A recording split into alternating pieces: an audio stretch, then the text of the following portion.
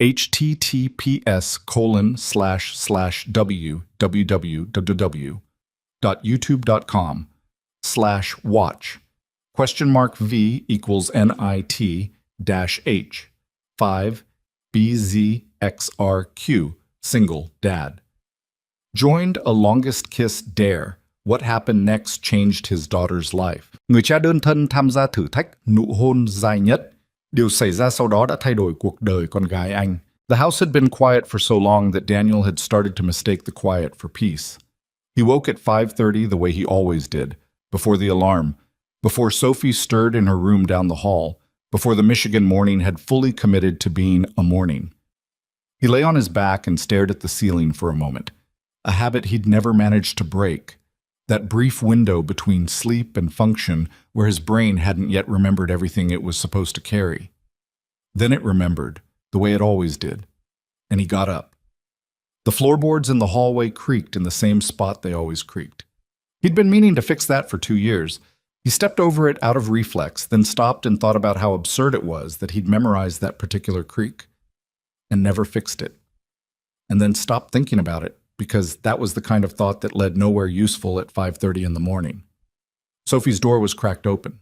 He pushed it gently and looked in.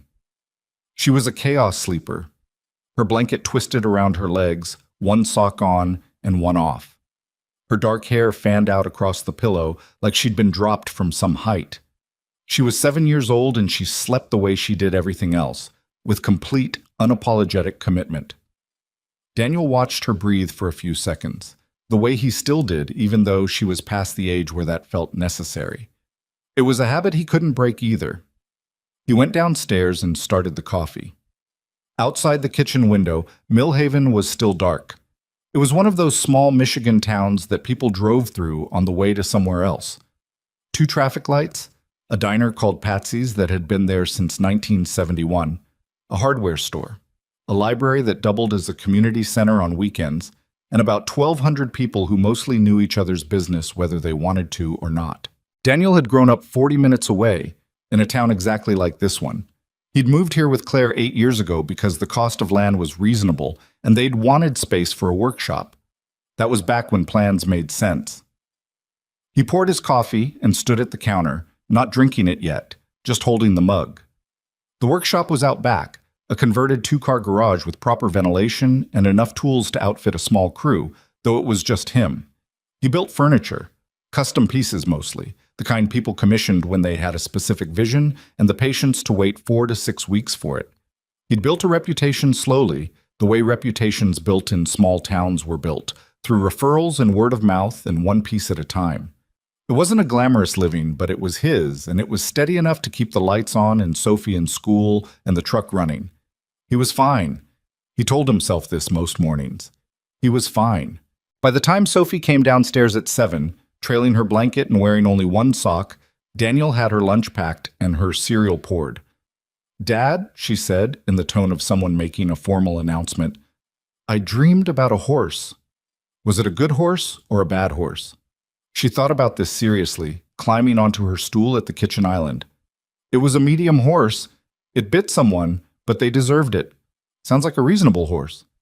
I want a horse. I know. We have a yard.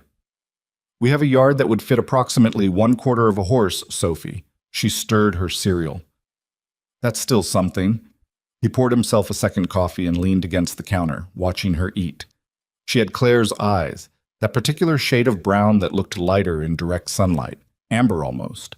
She also had Claire's way of going completely silent when she was thinking hard, a stillness that could catch you off guard coming from a 7-year-old. Most of the time, Sophie was in motion, was noise and questions, and dropped things and doors left open.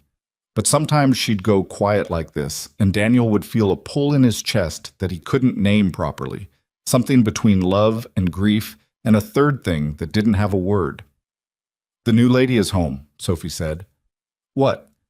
"Next door. The lights were on when I looked out my window last night." She pointed her spoon at the window facing the neighboring house. "The lights were on late." The house next door had been empty for most of the fall and winter. The previous owners, the Garfields, had moved to Florida to be closer to their daughter, and the place had sat vacant through October, November, December. Somebody had bought it in January.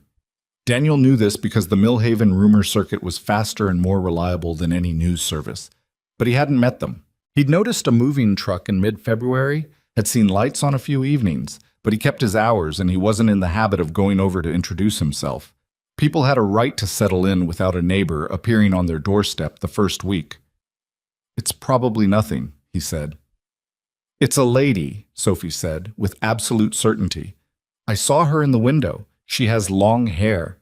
You could barely see across the yard in February. I have good eyes." He didn't argue with this because it was true. Sophie had remarkable vision and a deeply inconvenient tendency to notice things. He dropped her at school at 8:15, the usual argument about her jacket happening and being lost by Daniel the usual way, and then he drove back and went to the workshop. He had a dining table in progress, white oak, 8 feet long, a commissioned piece for a family in Ann Arbor who were renovating their whole house. The table was at the stage that required the most patience, the sanding and finishing work that didn't look dramatic but determined everything about how the piece would feel and last. Daniel put on his headphones, found a podcast he'd been halfway through, and got to work. He didn't think about the neighbor. He thought about the table and the grain of the wood, and whether the finish he'd chosen would hold up to the family's claim that they had 3 kids under 10 who ate everything like it was a competitive sport. He thought about whether he needed to pick up more sandpaper. He thought about the creak in the hallway floorboard. He didn't think about the neighbor. He met her at 11:30. He'd gone out to the truck to grab a clamp he'd left on the back seat, and he was rummaging in the cab when he heard someone behind him and turned around. She was standing on the sidewalk that ran between their 2 driveways, holding a cardboard box, and she had stopped because she'd apparently also been surprised to find someone there. She was about his height when she was wearing shoes, but she was wearing ankle boots with a slight heel, and she had dark hair that she'd pulled back loosely in a way that suggested she'd done it quickly and hadn't thought about it since. She was wearing jeans and a gray sweater that looked like it had been washed 100 times and was better for it. She was objectively a very attractive woman, but that wasn't the first thing Daniel noticed. The first thing Daniel noticed was that she was looking at him with the particular expression of someone who had been interrupted mid-thought and was taking a moment to catch up to the present. "Sorry," she said. "I didn't see you there." "Same," he said. He straightened up with the clamp. "I'm Daniel. I live here." He gestured at his house in a way that was probably unnecessary. "Victoria," she said. "I just moved in next door. I keep saying just moved in, but it's been, 6 weeks now." She looked down the street like she was checking something. "Time is strange here." "Strange how?" "Slower. I mean that as a compliment." Daniel nodded. He didn't know what to do with that, so he didn't do anything with it. "You need help with the box?" She looked at the box in her arms like she'd forgotten she was holding it. "No, I've got it. Thank you." Then she added, "I've been meaning to come over. I kept putting it off because I didn't want to seem like I was, inserting myself." "You're fine," he said. "I'm not much of a welcomer anyway." Something crossed her face, amusement maybe, at the fact that he'd basically said I wasn't going to come over either, but she didn't push it. "Well, nice to finally meet you, Daniel." "You too," he said. He grabbed the clamp and went back to the workshop. He thought about her for approximately 4 minutes afterward, then thought about the table. Fine. The thing about Millhaven was that it was small enough that you couldn't maintain distance from someone who lived 30 feet away and had a sociable daughter. Daniel understood this in theory. He had not anticipated how thoroughly Sophie would demolish his plan to be a good but uninvolved neighbor. It started the second week of March. Sophie had spotted Victoria in her front yard, doing something with the garden bed along the front of the house, pulling out the dead growth from fall, and had gone directly over without asking, because Sophie's approach to social interaction was to identify a human and then go stand near them and start talking. Daniel saw this from the workshop window and set down his tools with the specific kind of parental resignation that has no cure. By the time he crossed the yard, Sophie was crouched next to Victoria in the garden bed, and the two of them were in the middle of what appeared to be a serious discussion about earthworms. "That one is really big," Sophie was saying, pointing at something in the soil. "That's a good worm," Victoria said. "The fat ones mean healthy soil." "How do you know?" "My grandmother had a garden. She was very serious about it." Victoria sat back on her heels and noticed Daniel approaching. She raised a hand in greeting. She had dirt on her knee. "Sorry," Daniel said when he was close enough. She does this." "I don't mind at all." Victoria sounded like she meant it. She was explaining the horse situation. He looked at Sophie. "You explained the horse situation to a stranger." "She's not a stranger anymore," Sophie said, with complete logic. "I know her name." "You've known her name for 40 seconds. So she's a new friend." Sophie stood up and brushed dirt off her knees with the efficiency of someone who had extensive experience getting dirty. "Victoria says she has peonies. I don't know what those are, but she says they're pink." "They come up in May," Victoria said. "You can come see them when they bloom, if you want." Sophie looked at Daniel with an expression that was doing a lot of work. It was asking permission, yes, but it was also already certain of the answer, and it contained a small editorial about how unreasonable a refusal would be. Daniel recognized this expression. It was disconcertingly a lot like Claire's. "We'll see," he said. They had a habit before Daniel consciously decided they had a habit. It wasn't anything formal. Victoria would be in the yard when Sophie got home from school, and Sophie would go over. Or Sophie would drag Daniel out on a Saturday, and somehow they'd end up in Victoria's kitchen for coffee while Sophie explored the house. Victoria had told her she could, once, and Sophie had taken that as a standing invitation. Or Daniel would be loading materials into the truck at 7 in the morning, and Victoria would come out for her own car, and they'd exchange a few words in the cold air, both of them holding coffee cups. It was light, easy, the kind of neighborly relationship that didn't ask anything complicated of either person. Except, the thing about Victoria, Daniel was learning in pieces, was that she didn't feel silence the way some people did, nervously, compulsively, with talk that was really just the sound of someone trying to make themselves comfortable. She could just sit in a room and be in it, and she didn't seem to need Daniel to perform ease or engagement. This, oddly, was the thing that made him most comfortable. He could drink his coffee without producing small talk for it.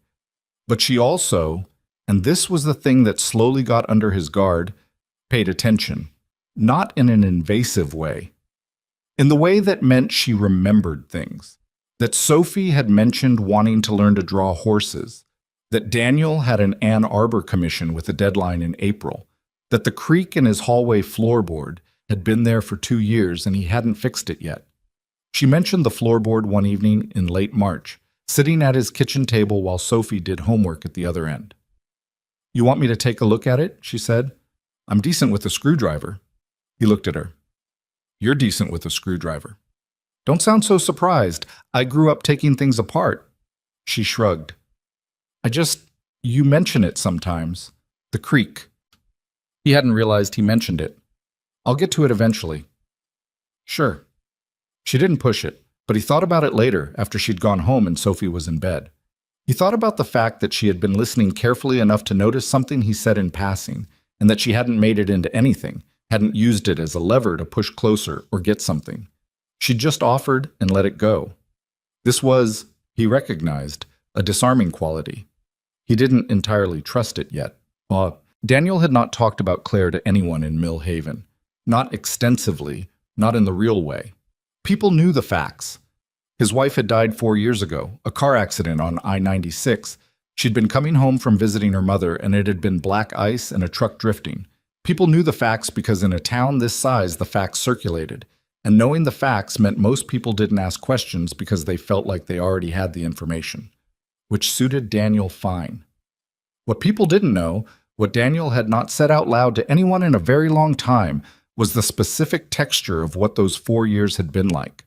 The way he'd rebuilt his life, not because he felt like rebuilding it, but because Sophie needed him to function, and so he functioned, and functioning became its own kind of normal. The way he'd gotten competent at single parenthood, the way you got competent at anything you had no choice about, through repetition, through failure, through learning what worked. The way he'd gotten careful about not needing things, not needing ease, not needing company in the evening that was more than functional, not needing to be known by anyone in a way that required him to be available for being known. He was fine. He had told himself this so many times it had stopped feeling like a lie, and started just feeling like a fact. The night he actually talked to Victoria was a Thursday in early April. Sophie had gone to bed. Daniel had been in the workshop late, finishing the Ann Arbor table, which had come together better than he'd expected. There was always that moment in a piece where you stopped fighting the material and started working with it, and the table had hit that moment in the last week and come out right. He was cleaning up when he noticed the light on in Victoria's kitchen through the gap in the fence. He didn't plan to go over. He just did. She was washing dishes when he knocked on the back door, and she looked surprised, but not unwelcoming, which he supposed was the minimum he could have hoped for. "Is everything okay?" she asked. "Yeah, He stopped because he didn't have a reason that made sense. "The table's done. The Ann Arbor piece." "That's good." She stepped back from the door. "Come in. I'll make tea." He sat at her kitchen table while she made tea, and he looked at her kitchen, which was different from his in ways that interested him. She'd hung things on the walls, mismatched things, a mirror and a small wooden shelf and what looked like a print of a botanical drawing. And he thought about how it looked like someone actually lived here, like someone had made choices about what to put on the walls, and he realized that his own kitchen had nothing on the walls except the clock. "How long have you been in Millhaven?" he asked when she sat down across from him. 8 months. "From where?" She held her mug in both hands. "New York. Before that, Chicago. Before that, about 6 other places." She paused. "I ran a company. Global operations. Lots of moving." He'd known, in the way you knew things in Millhaven, that she had money. The house had been renovated before she moved in. New windows, new roof, work that cost more than the house was probably worth. But he hadn't known specifics. What kind of company? Technology, infrastructure, software, not interesting to explain. She looked down at her tea. "I left it in good hands, or I hope I did." "Why Millhaven?" She was quiet for a moment. "I was married for 6 years. It ended last year." She said it flatly, not fishing for sympathy. "The life I'd built was very much our life, even if most of it was on my terms professionally. I needed to be somewhere that wasn't that life." She looked out the window over the dark yard. "My assistant found this town. I don't know why she picked it. I just came and walked around and it felt, I don't know, like a place where someone could breathe without it meaning something." Daniel turned his mug on the table. "What do you mean, meaning something?" "In my life before, everything was a signal. What you wore, where you ate, who you talked to at what party. Everything fed into something." She shook her head slightly. "Here I can stand in the hardware store for 20 minutes trying to decide between 2 kinds of caulk, and no one is going to interpret it." He laughed. He was surprised by the laugh. It came out before he planned it. Victoria looked up at the sound of it, not startled, more like pleased, like she'd been hoping for that and hadn't expected to get it. "That's a specific example," he said. "I have actually stood in your hardware store for 20 minutes choosing caulk." She smiled. It was the best 20 minutes I'd spent in a year. He was quiet for a moment. Then he said, "I'm sorry about your marriage." "Thank you." She didn't flinch from it. "I'm sorry about your wife." He hadn't expected her to say it. He should have, maybe, given how Millhaven worked, but it caught him sideways. He nodded. He put his eyes back on his mug. "You don't have to," she started. "No, it's okay," he breathed. "It was 4 years ago. I figured out how to be in it." He paused. "Most days." Victoria didn't say anything. She didn't try to complete his sentence or offer a platitude about time or healing. She just sat with what he'd said, which was the right thing to do and which Daniel noticed. "Sophie was 3 when it happened," he said. "She doesn't really remember Claire. She knows about her from photos and from what I tell her, but she doesn't have—" He stopped. "She doesn't have memories the way I do. She has a story instead." He turned his mug again. "Sometimes I wonder whether the story is enough. And then I watch her being Sophie, being completely herself, and I think she's going to be fine. But I don't always know if I did the right things." "She's clearly a person," Victoria said. "You can tell with kids. Some of them are already people, already themselves, and you can tell she's had room to become that." She shook her head. "That doesn't happen by accident." He looked at her. She was looking back at him with the calm, direct quality he'd noticed before, the quality that didn't ask anything of him, that was just present. She's going to come ask if she can help you plant those peonies, he said. Just so you know. Good, Victoria said. I'll put her to work. He went home an hour later. He stood in his dark kitchen for a moment before turning on the light. The clock on the wall said 11:40. He felt, and he noted this carefully, like someone who had just set down something he'd been carrying for a long time. Not permanently, not solved, but set down for a moment and allowed to rest on the ground. He went upstairs and stepped over the creaking floorboard and went to bed. Well, April moved into itself. Sophie helped plant the peonies. This involved a significant amount of digging and the discovery of 3 more earthworms that Sophie named provisionally. Victoria had bought extra bulbs and let Sophie choose where they went, which meant 2 of the 3 were planted in locations that were either going to work out beautifully or catastrophically. Sophie had placed them by intuition, pointing at spots in the bed and saying there with the confidence of a landscape architect, and Victoria had planted them there without argument. Daniel had watched this from the fence, not interrupting. He'd been fixing a piece of trim on the garage exterior, which gave him a legitimate reason to be in the vicinity without being in the middle of it. He'd noticed, without meaning to, the way Victoria talked to Sophie, not performing, not doing the adult talking to a child thing where you tilted your voice up and simplified everything. She just talked to her, explained real things, asked real questions and waited for real answers. Sophie, for her part, had decided entirely without announcement that Victoria was one of the important people. Daniel could tell by the way she talked about her, not separately, not as the neighbor, but woven into the general fabric of conversation, the way you talked about people who just existed in your life as a given. Victoria says if you condition the wood right, it lasts longer than if you rush the finish, Sophie informed him one evening at dinner. Daniel set down his fork. When did you talk to Victoria about wood finishing? She was watching me watch you in the workshop, Sophie said, as if this were completely normal, which apparently it had become.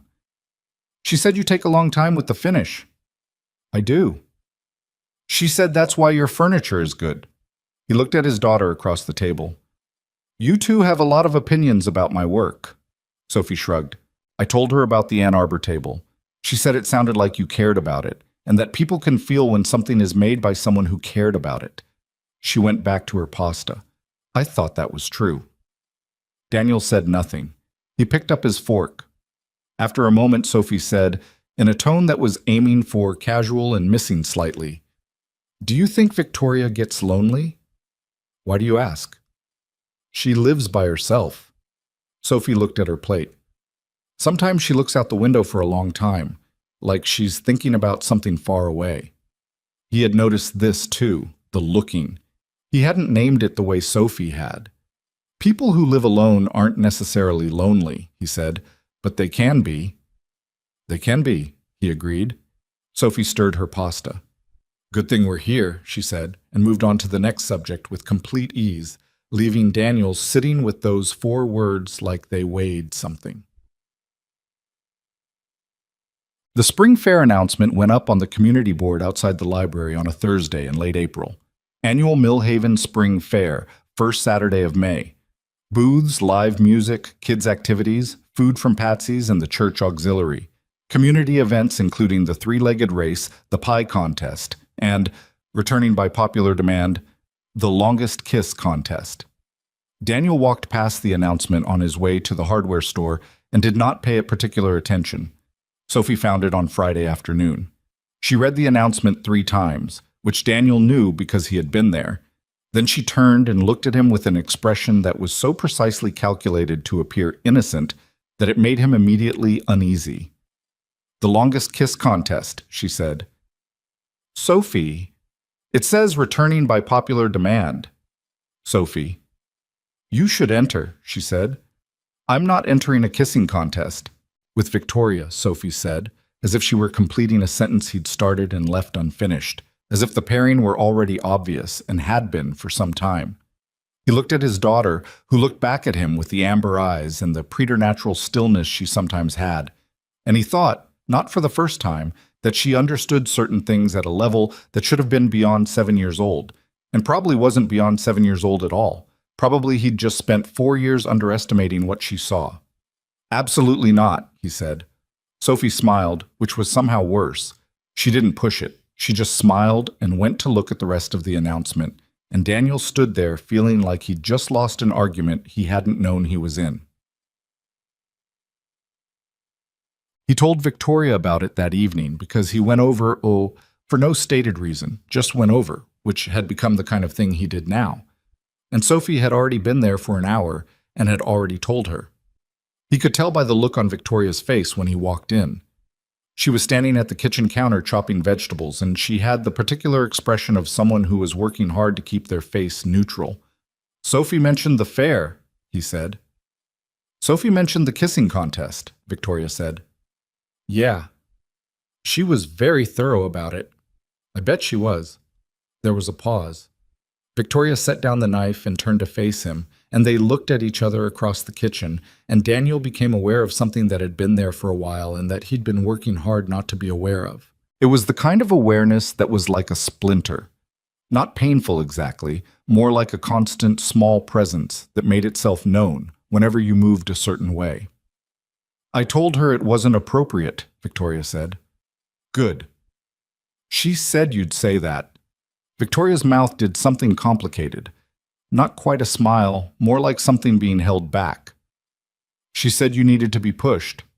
She's 7, Daniel said. She does not have valid opinions about what I need. She has surprisingly valid opinions about most things, Victoria said. He couldn't argue with this.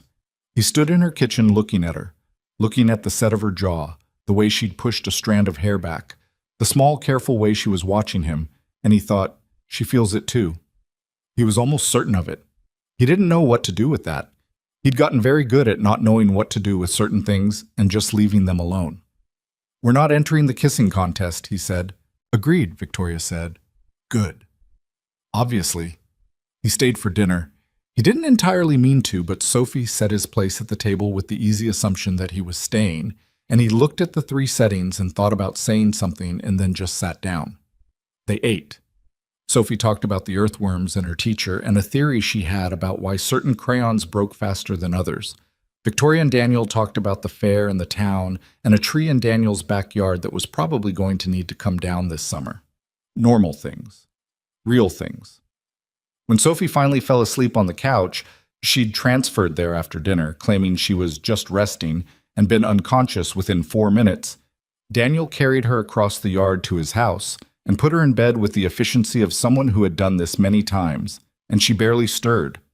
He stood in her doorway for a moment. The light from the hallway caught her hair on the pillow.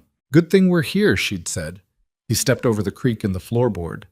He lay in the dark for a long time, not sleeping, thinking about nothing he could name, and eventually slept. The May morning smelled like cut grass and the particular thing that happened to Michigan air right at the edge of spring turning into something warmer. Daniel was loading his truck. He'd volunteered, at Sophie's insistence, to help set up the fair booths, which he'd agreed to because the volunteer list had been short and he had a truck, when Victoria came out of her house. She was wearing a blue linen shirt and had her hair down, which she didn't always have it, and she was carrying a covered dish that smelled like something with cinnamon. Pie contest? He asked. God, no. I can't compete with the women who've been entering that for 30 years. She set the dish on the porch railing and came down the steps. I'm just bringing something for the food table. Cinnamon coffee cake. She looked at the truck. Is there room? Yeah. He moved a bag of tent stakes. Hop in. Sophie emerged from the house at that exact moment, correctly dressed and wearing both shoes, which was unusual enough that Daniel looked at her twice. She was also wearing an expression that had a suspicious amount of strategy in it for 7 in the morning. You're both going together, she said. That's nice. Get in the truck, Daniel said. Sophie got in the truck. She sat between them on the bench seat and kept her face very carefully forward and did not say another word about it, which was the most suspicious behavior she was capable of. The fair was everything a Millhaven fair was, which is to say it was small and earnest and slightly chaotic and genuinely good. The food was good. The kids' games were run by the kind of volunteers who took them seriously, and the live music was a local band that had been playing variations of the same set list at community events for 15 years and played it with real pleasure. Daniel set up booths. Victoria helped because she'd brought the coffee cake and been absorbed immediately into the volunteer corps by Mrs. Patsy from the diner, who had a gift for conscripting people. Sophie ran with a group of kids Daniel recognized from her school and appeared every 45 minutes or so to confirm that she was alive and ask for money for something. It was a normal town Saturday. Daniel allowed himself to be in it. The kissing contest was at 2 o'clock. He'd forgotten about it almost. He was at the woodworking demonstration booth. Someone had asked him to come and he'd said yes, which he sometimes did, showing kids how a hand plane worked, letting them feel the way the wood responded. When he heard the announcement from the main stage and then heard Sophie's voice directly behind him. "Dad," she said, "it's 2 o'clock." He turned around. She was standing there with Victoria behind her, and Sophie had her hands clasped together, and she was looking at him with an expression that was pure 7-year-old hope, transparent and devastating and impossible to be angry at. "Sophie," his voice came out steadier than he felt. "Just once," she said. "Just enter once. You don't have to win. Just try." He looked past her at Victoria, who had her arms crossed slightly, and was looking at Sophie with a combination of exasperation and something softer underneath. And then she looked up at him, and for a moment neither of them spoke. The fair moved around them. Music from the stage, kids yelling, the smell of the coffee cake from the food table, cinnamon and warm air. Victoria uncrossed her arms. "I might regret this," she said quietly, to him, not to Sophie. "Yeah," he said, "but I'm willing to try things I might regret. Occasionally." She looked at him steadily. "Only if you are." Sophie made a sound that was very close to the sound of someone who had been planning something for a long time, watching it finally fall into place. Daniel looked at Victoria. He thought about the kitchen at 11:40. He thought about the 3 settings at the table. He thought about the floorboard he'd never fixed, and whether some things you kept not fixing because somewhere in the unfixed version was a reason to still be where you were. "Okay," he said. Sophie grabbed both their hands and started pulling them toward the main stage, and Daniel let himself be pulled, which was not something he did easily or often, and which felt in that moment like the beginning of something he didn't have the language for yet.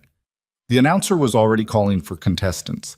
He didn't look at Victoria again until they were standing at the edge of the stage. When he did, she was looking at him. She looked, for the first time since he'd known her, like someone who was afraid of something. And for some reason, for the particular reason that fear in her face looked exactly like what was happening in his chest, that made him more willing, not less. He offered his hand. She took it. They walked up. The stage at the Millhaven Spring Fair was not built for drama. It was a low wooden platform, maybe 2 feet off the ground, the kind of thing that got assembled every May by the same 4 volunteers using the same bolt pattern they'd memorized years ago. There was a banner across the back that said Millhaven Spring Fair in red and yellow letters, one corner slightly lower than the other.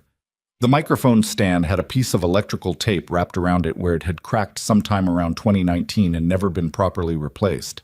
None of this stopped it from feeling, to Daniel, like the most exposed place he had stood in years. There were 3 other couples on the stage. The Hendersons, who had been married for 32 years and entered this contest annually the way some people did crossword puzzles, for sport, with no anxiety about the outcome.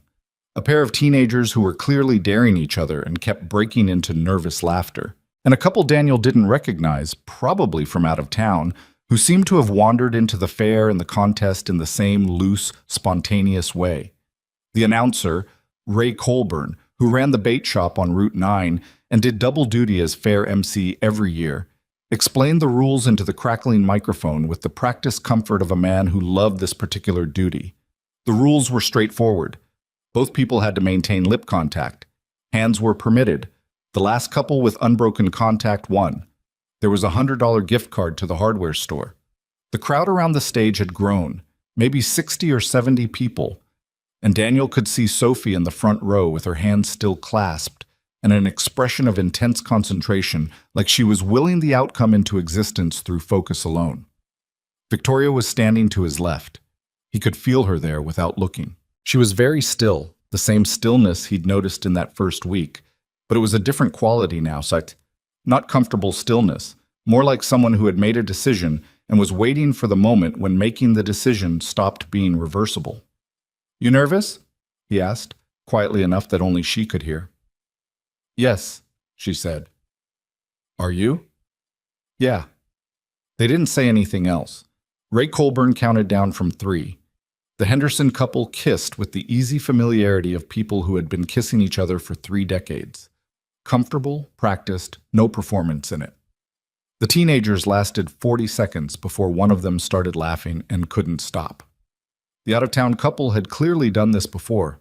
They settled into it like it was a task they were competent at. Daniel turned to Victoria. She was already looking at him.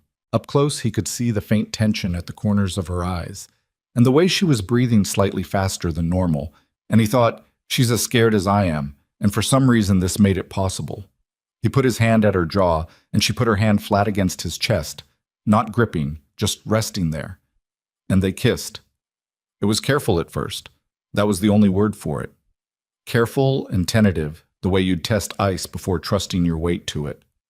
Just contact, just the basic fact of it, not asking anything more than what was necessary to technically satisfy the conditions of the contest.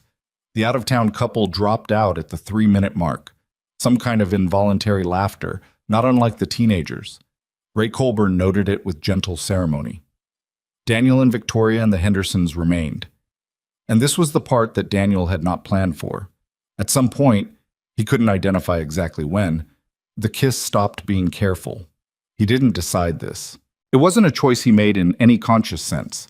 It was more like a dam that gives way not with a dramatic collapse, but with a slow, quiet yielding. The accumulated weight of something becoming more than the barrier can hold. Her hand on his chest had shifted slightly, had pressed in rather than rested. His hand at her jaw had moved back into her hair. The careful distance between their bodies had closed. He became aware dimly of the crowd, not in a social anxiety way.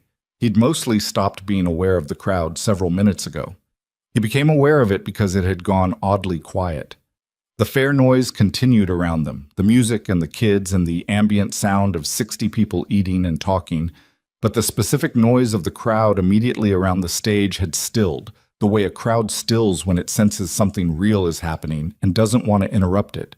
He didn't open his eyes. He was aware of Victoria's breathing, the rhythm of it, and of the fact that somewhere in the last few minutes, the context, the stage, the banner, Ray Colburn and his taped microphone stand, had dropped away entirely, and there was just this, just her hands and his hands and the fact of years of loss and loneliness compressed into the specific warmth of another person who had also lost things and also been alone.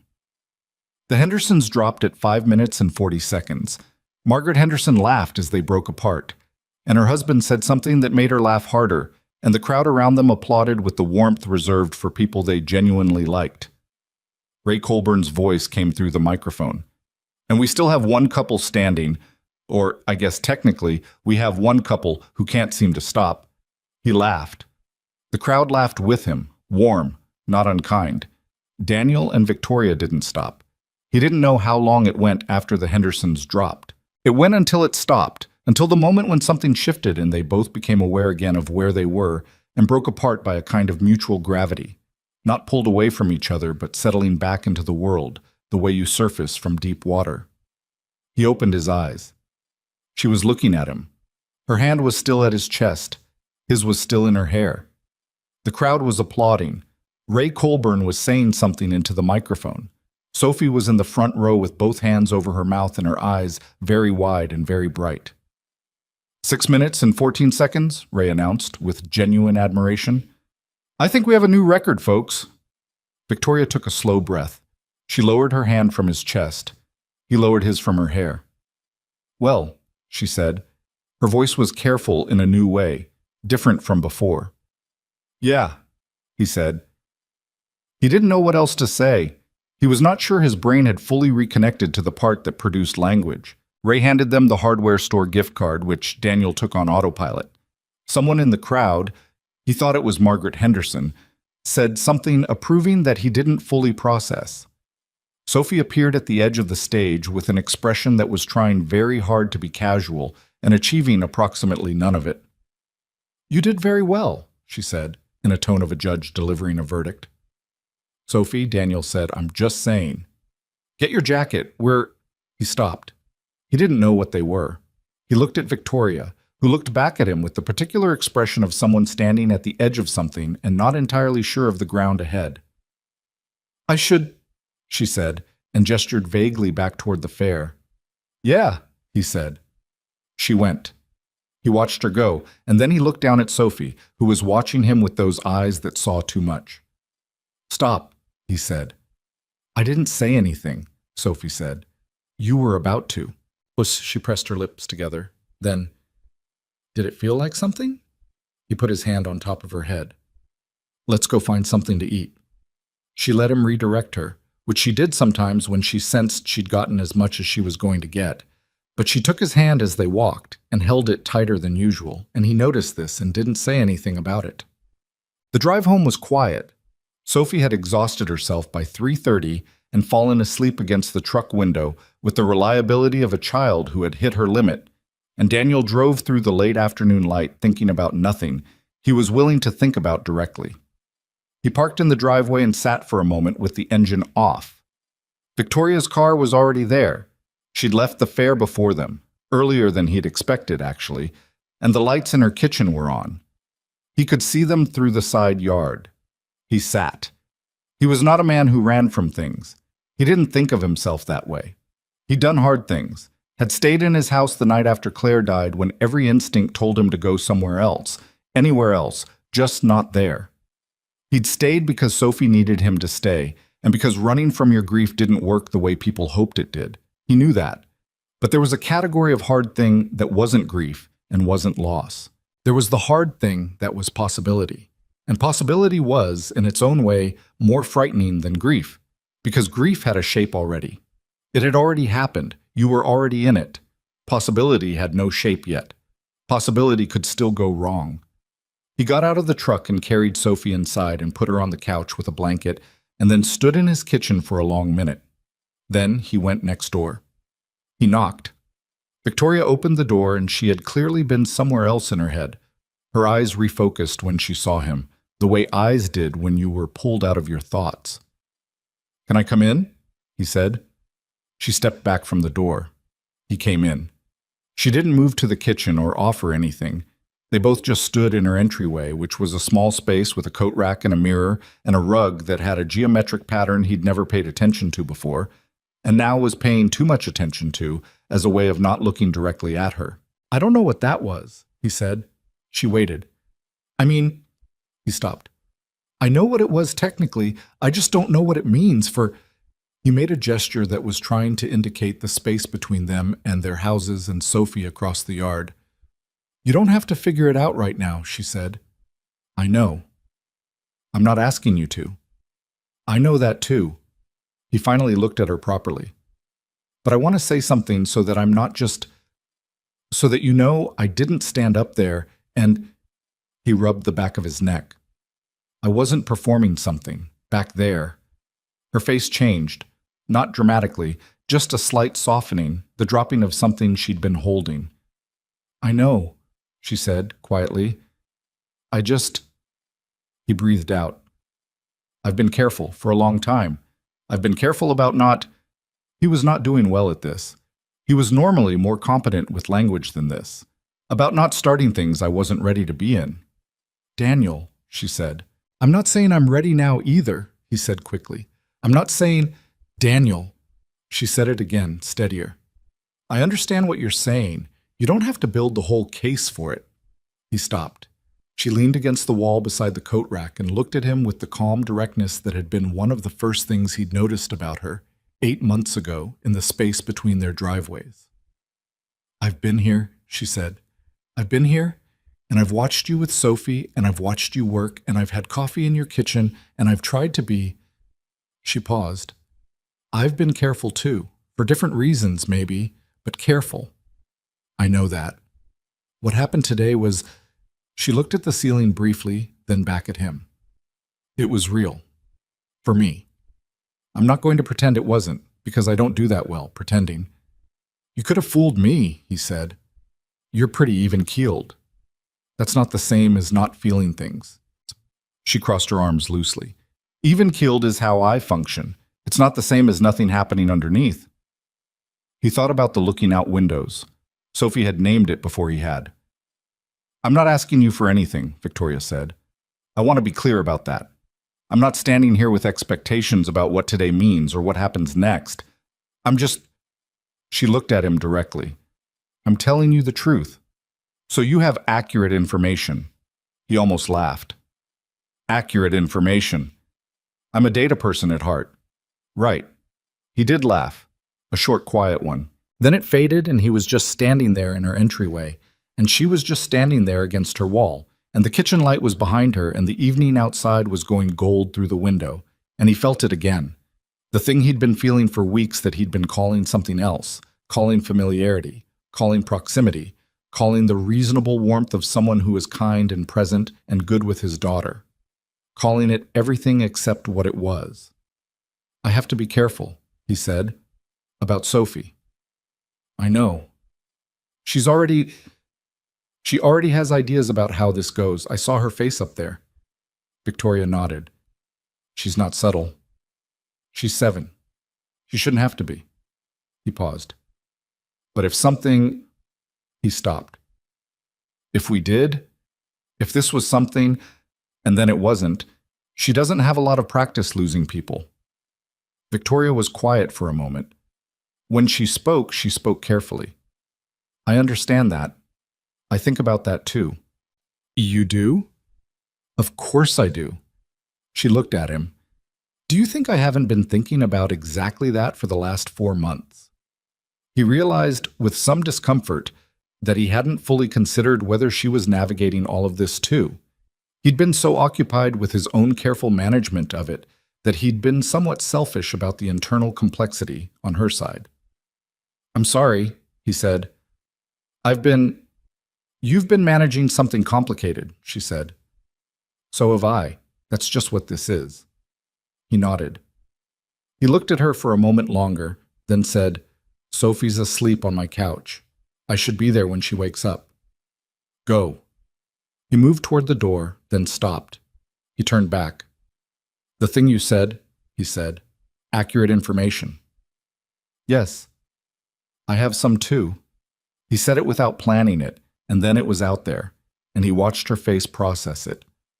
I don't know what to do with it yet, but I have it. Victoria looked at him for a moment. Something moved in her face that she let move, didn't hold back. Okay, she said. Okay, he said. He went home. He sat in his kitchen and listened to Sophie breathe on the couch and thought about the last 6 hours in a way that wasn't quite processing and wasn't quite avoidance.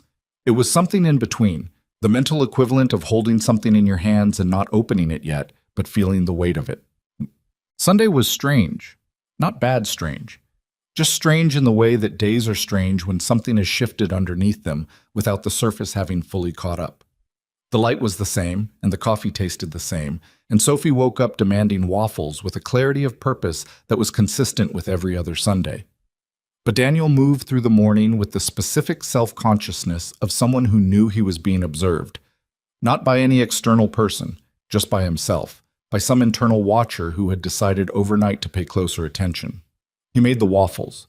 He fixed the broken clasp on Sophie's lunchbox that had been broken since March. He went to the workshop and spent 2 hours on a new commission, a rocking chair, a 75th birthday gift from a woman's adult children, and couldn't entirely concentrate, which annoyed him. He was not a man who let things disrupt his concentration easily. At noon, Sophie appeared in the workshop doorway. Victoria's making soup, she said. He set down his tools. How do you know that? I could smell it from the yard. That seems unlikely. I have good senses. She stood in the doorway with her arms at her sides. She said if we wanted, we could come for lunch. He had not seen Victoria since the night before. He had thought about her 4 times that morning and noted each instance with mild exasperation. Did she actually say that, or are you volunteering us? Sophie had the decency to look slightly caught. She said it was possible. Sophie. She did say it. She said, tell your dad there's soup if he wants. Sophie paused. Those were approximately her words. He thought about it for a moment, which was probably already the answer, because if the answer were no, he wouldn't have needed a moment. Go tell her we'll be over in 20 minutes, he said. And don't tell her we're coming like you already knew we were coming. Sophie's face did the thing where she almost smiled and held it back. I'll be very surprised, she promised. Gulti. The soup was vegetable barley, thick and properly seasoned, the kind of thing that took longer than it looked like it took. Victoria had bread from the bakery 2 streets over. The good bread, the sourdough that the Kowalski family had been making for 40 years. And she'd sliced it and put butter on the table, and there was none of the performance of a meal that was supposed to mean something, which probably meant it meant something. Sophie talked about the fair. She talked about the 3-legged race she'd entered with her friend Marisol, and how they'd come in second, and the ribbon was yellow, and yellow was actually her second favorite color now. Because of this, previously her second favorite had been orange. She talked about the earthworms in the garden, and whether they had names yet, and Victoria said she'd been thinking Gerald for the large one, which Sophie found completely correct. Daniel ate soup and listened and let the meal be what it was. At one point, when Sophie had taken her bowl to the counter and was apparently conducting some kind of investigation into what was in Victoria's pantry, an exploration Victoria had permitted without comment, there was a silence between them, the kind that wasn't uncomfortable but wasn't nothing either. You sleep okay? Victoria asked. Mostly, he said. You? Not particularly. She said it plainly, not complaining, just answering. No. She moved her spoon through the remnants of her soup. I've been thinking about what you said, the accurate information. I probably shouldn't have said it like that. Why? It sounds clinical. I liked it, she said. It was honest without asking me to do anything with it. She looked up at him briefly. That's actually rare. He thought about that. In what context? In the context of... She paused, and he could see her deciding how much to say. In the relationships I've had, everything always had pressure attached. Everything was a bid for a specific response. She shrugged. You just said a thing because it was true, and then went home. That's a low bar, he said. You'd be surprised, she said, and something in the way she said it told him it came from somewhere specific, from the 6 years of the marriage she'd mentioned only in outline. He didn't ask. If she wanted to fill in the outline, she would, in time or not. Sophie reappeared from the pantry holding a jar of something. What's tahini? Ground sesame, Victoria said. It goes in hummus. Sophie looked at the jar with deep suspicion. Why? Taste it and find out. What if I don't like it? Then you've learned something about yourself. Sophie considered this framework, found it reasonable, and opened the jar. The week after the fair should have been awkward, and mostly wasn't. Daniel was not sure what to do with this. Had half expected a recalibration, some version of 2 adults looking at each other and feeling the weight of what they'd let happen and retreating to a safer distance. He'd been prepared for that. He told himself he was prepared for it. Instead, it was just Tuesday, then Wednesday. Victoria came over Wednesday evening because Sophie had mentioned a project for school that involved making a model of the solar system and had apparently mentioned to Victoria that she needed help, and Victoria arrived with a bag of craft supplies that she clearly had not just wandered out to buy on a whim. You planned this, Daniel said when she came through the door. Sophie mentioned it Sunday, Victoria said, setting the bag on the kitchen table. She's been running a full operation, Daniel said. Obviously. Victoria pulled out foam balls of various sizes and a can of spray paint. Are you going to complain, or are you going to help Jupiter look like Jupiter? He helped Jupiter look like Jupiter. It was an hour and a half of soup and craft supplies, and Sophie explaining at length why Saturn was the best planet due to the rings, and Victoria agreeing that the rings were objectively superior, and Daniel arguing for practicality's sake that Jupiter had more moons and moons were more interesting, and Sophie looking at him like he was saying something embarrassing, and Victoria laughing, a real laugh, one of the ones that broke through whatever composed surface she kept most of the time. He noticed the laugh. He noticed that it was something she didn't give out easily. He filed this information alongside the other things he'd been filing. When Sophie went to bed and Victoria started packing up the remaining craft supplies, Daniel said, "She's going to fail this project." Victoria looked at him. What? Saturn is clearly not the right color. That's clearly Martian red. Victoria looked at the Saturn they'd made. We used red because she insisted red was more interesting than beige. Her teacher is going to know. Her teacher is going to see a child who spent real time on something and cared about it. Victoria sealed the paint can. That's worth more than the correct color of Saturn. He stood at the kitchen counter and watched her pack up the bag. You really believe that? I do. She picked up the bag. I had a lot of gold stars growing up. Perfect grades, perfect projects, right color of Saturn. She looked at him. It didn't make me more equipped for anything that actually mattered. He thought about that. He thought about the 6 years of marriage she'd mentioned, about running a company across multiple cities, about standing in a hardware store for 20 minutes choosing caulk and calling it the best 20 minutes in a year. I'll walk you out, he said. They stood on his porch for a moment, the May night around them, which was finally warm enough to be comfortable without a jacket. The yard was dark except for the porch light and the light from her kitchen across the way, which she'd left on. The peonies are almost open, she said, looking toward her garden. Sophie checks them every afternoon. I know. I watch from the window sometimes. She said it without self-consciousness, not making it more than it was. She talks to them. She talks to everything, he said. Victoria smiled, not the full laugh, but something quieter and more private. Then she stepped off the porch. Good night, Daniel. Good night. He watched her cross the yard, the small figure of her moving through the dark toward her lit kitchen, and he stood on the porch after she'd gone inside, and the light in her kitchen moved from the window nearest him to the window on the far side, which was probably the living room. He stood there probably longer than he needed to. Then he went inside and stepped over the creak in the floorboard, which he still hadn't fixed, and which he was becoming gradually aware he was keeping for reasons he wasn't ready to look at directly. He sat on the edge of his bed in the dark. He thought about Sophie, asleep down the hall. He thought about the model of the solar system drying on the kitchen table, wrong-colored Saturn and all. He thought about what Victoria had said. I've been careful too, for different reasons maybe. He thought about the 6 minutes and 14 seconds. He thought about the specific feeling of her hand pressing flat against his chest, not gripping, just pressing, just making contact, the way you touch something to confirm it was real. He laid back on the bed. Outside his window, in the yard, the peonies were opening in the dark. He couldn't see them from here. He knew they were there anyway. The peonies opened fully on a Thursday. Sophie discovered this at 3:50 in the afternoon, approximately 4 minutes after getting off the school bus, and she came through the back door already talking about it before Daniel had turned around from the kitchen counter. They're open, she said. All 3 of them, the ones I planted, are open. All 3? All 3. She dropped her backpack on the floor, which he would ordinarily ask her to pick up, but she was already back out the door before he could say anything, screen door swinging behind her. He picked up the backpack and hung it on the hook and went to the window.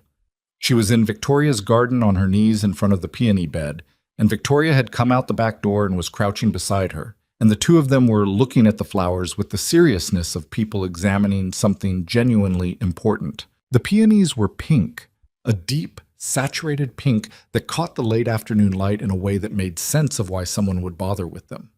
Sophie said something. Victoria said something back.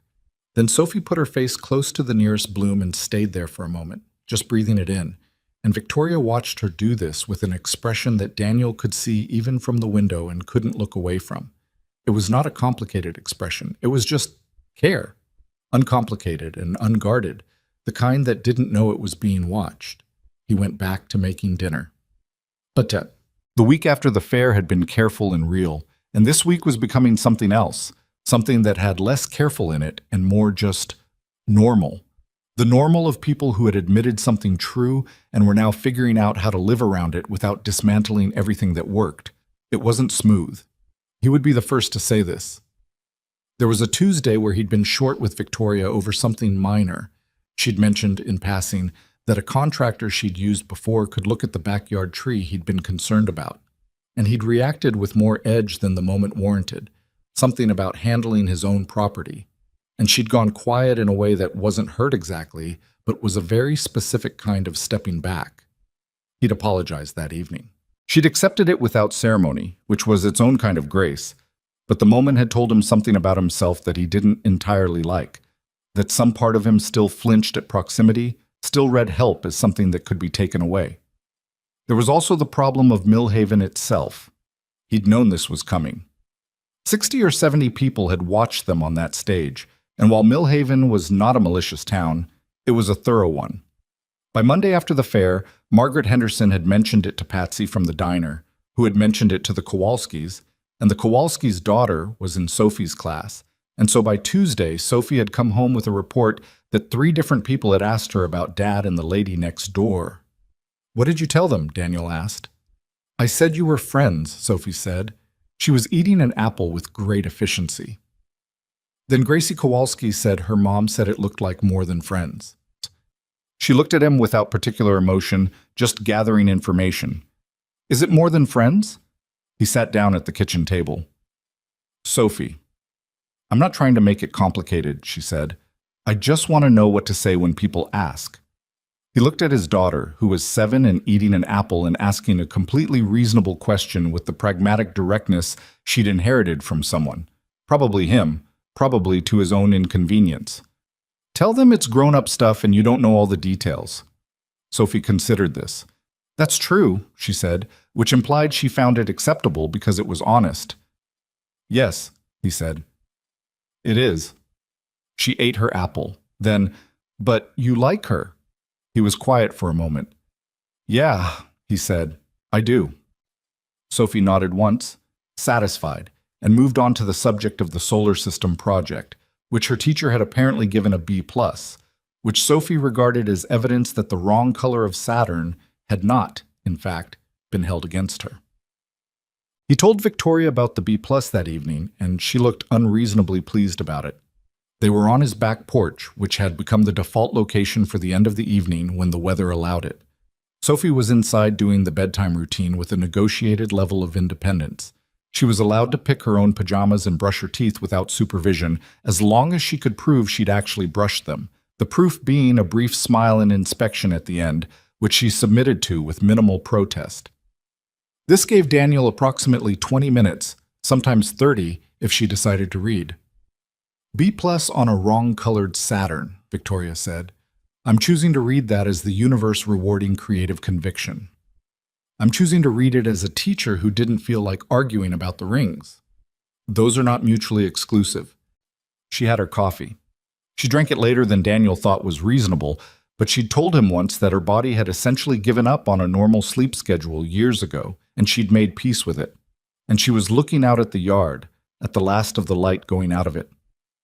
"She told me about the Kowalski conversation," she said. He nodded. He'd expected she would. "Did she ask you the same question?" "She asked if I liked you." Victoria looked at her coffee cup. She was very direct about it. "What did you tell her?" "I told her yes." She said it the same way she'd said, "I'm telling you the truth so you have accurate information," plainly, without making more of it than it was. I figured she already knew, and lying to her seemed worse than the conversation. He thought about this. "She would have known," he agreed. "She always knows." "She's something," Victoria said, and the way she said it, not as a performance of liking his child, but with the specific warmth of someone who had genuinely been impressed, settled something in him that had been unsettled. A car went down the street in front of the house, headlights cutting briefly across the side yard. The evening was settling into its own rhythm. Sophie appeared at the back door to demonstrate her teeth, which were demonstrably brushed, and Daniel did the inspection and said goodnight, and she looked at Victoria and said goodnight to her too, with the easy affection of someone for whom this had become a given, and went back inside. Daniel and Victoria sat with the quiet for a moment. "She told me something once," he said. He hadn't planned to say it. It came up the way things came up sometimes, from somewhere underneath. "About wondering if you got lonely. Watching you look out the window." Victoria was still for a moment. "When did she say that?" "Weeks ago, before the fair." He turned his mug. "She has this way of naming things before I do." "What did you say to her?" "I said people who lived alone weren't necessarily lonely." He paused. "She said they could be. And then she said, 'Good thing we're here.'" He heard Victoria breathe out. It wasn't a sigh exactly, more like something releasing. She's 7, Victoria said. How is she this? She didn't finish the sentence. I don't know, he said. She just is. They sat with that. The night was warm, genuinely warm now, the kind that meant Michigan had finally committed to spring, and the garden was dark, but you could smell it, the peonies and the cut grass and the wet earth from the sprinkler system Victoria had finally figured out how to program. Were you? He asked. Lonely. She thought about it properly, didn't give him an easy answer. Yes, she said, not in a dramatic way. Just in the way where you realize that being busy is not the same as being connected, and you've been busy for so long that you stop noticing the difference. She looked at the dark yard. I was in my marriage and I was lonely. That was... She stopped. That was the harder thing to admit. That you can be technically not alone and still be isolated from the person who's supposed to know you. He understood this differently than he thought he would have before Claire. Was it always like that? No. She shook her head. It started fine. Marcus was compelling, smart, attentive, the kind of person who made you feel like the most important thing in the room. She turned her cup. That quality works differently when you're building something together than when you've built it, and he's looking for the next room to be important in. She paused. I kept thinking if I got the company to the next milestone, if we moved to the right city, if I gave him the right thing to be proud of. I kept thinking it was a problem I could solve. And it wasn't. It was just incompatibility dressed up as a project. She looked at him. By the time I admitted it, I'd been solving the wrong problem for 3 years. He was quiet for a moment. I'm sorry, he said, for the second time, but this time he was sorry for the specific thing she'd described, not just for the fact of the marriage ending. It's okay, she said. It got me here. She said it without drama, just as a fact. I don't know if that's a reasonable thing to think, that the path was worth what it cost, but it's what I think. He thought about I-96 and black ice and a truck drifting. He thought about Claire. He thought about whether Sophie was worth the cost of losing Claire, and immediately felt wrong for thinking it, and then sat with the feeling until it settled into something more honest. Not that the loss was worth it, but that Sophie was the thing that made it possible to keep going, and that was different. That was just survival making itself available in the form of a person you loved. He didn't say any of this, but he thought Victoria understood the shape of it anyway, because she was looking at him with the kind of look that didn't require translation. Tell me something about Claire, she said, not as a demand, not pushing, just offering the space. He thought for a moment about what to say. He never talked about Claire to anyone in Millhaven, and the absence of it had become its own habit. And breaking the habit felt like touching something that might still be tender. But Victoria was asking, and he found to his mild surprise that he wanted to answer. She made terrible coffee, he said. Victoria blinked. Then, what? She was brilliant at almost everything. Genuinely capable person. Could fix a car, read a contract, grow things in soil that shouldn't have grown anything. He shook his head. Could not make a decent cup of coffee to save her life. I don't know why. She didn't lack the ability to follow a process. She just had contempt for the concept of measuring things. He paused. I drank bad coffee for 6 years and I never told her. Why not? Because she was so pleased with it every time. She'd hand me a cup with this. He smiled, and it was a real smile, one that came from the actual memory rather than from the performance of being okay. She had this expression, like she'd done something generous. And she had, just not the coffee. He set down his mug. I still measure everything when I make it, more than I need to. Victoria was quiet for a moment. That's a very specific kind of love, she said. The tolerating bad coffee kind.